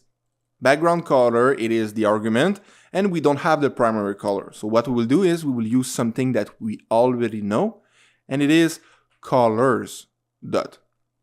So if you have colors, you can put maybe, I don't know, it was pink, if I remember. Pink, just like this. So we have created our first app by ourselves, okay? It is a very, very basic app, but yeah, it should be your first app by yourself. So you should be very proud of yourself. And if you absolutely need this video to succeed this app, what I want you to do is to close everything, okay, and redo it by yourself. Absolutely by yourself. And when you are ready and you have done it by yourself only, all the steps, then you will be ready to move on the next module. In this 3-hour video, we have learned how to install Flutter and the Flutter basics. This was just the introduction of my Flutter course 0 to Hero. And if you want to learn more about Flutter, you can go on fluttermap.com or click the link in the description to have access to the full course. In this complete Flutter beginner course 0 to Hero, we will talk about how to debug your own app, all the Flutter advanced widgets, how to install packages, provider. Provider is a state management. This will be used to manage your data inside your phone. And talking about data, we will learn how to store data inside the phone with the local storage.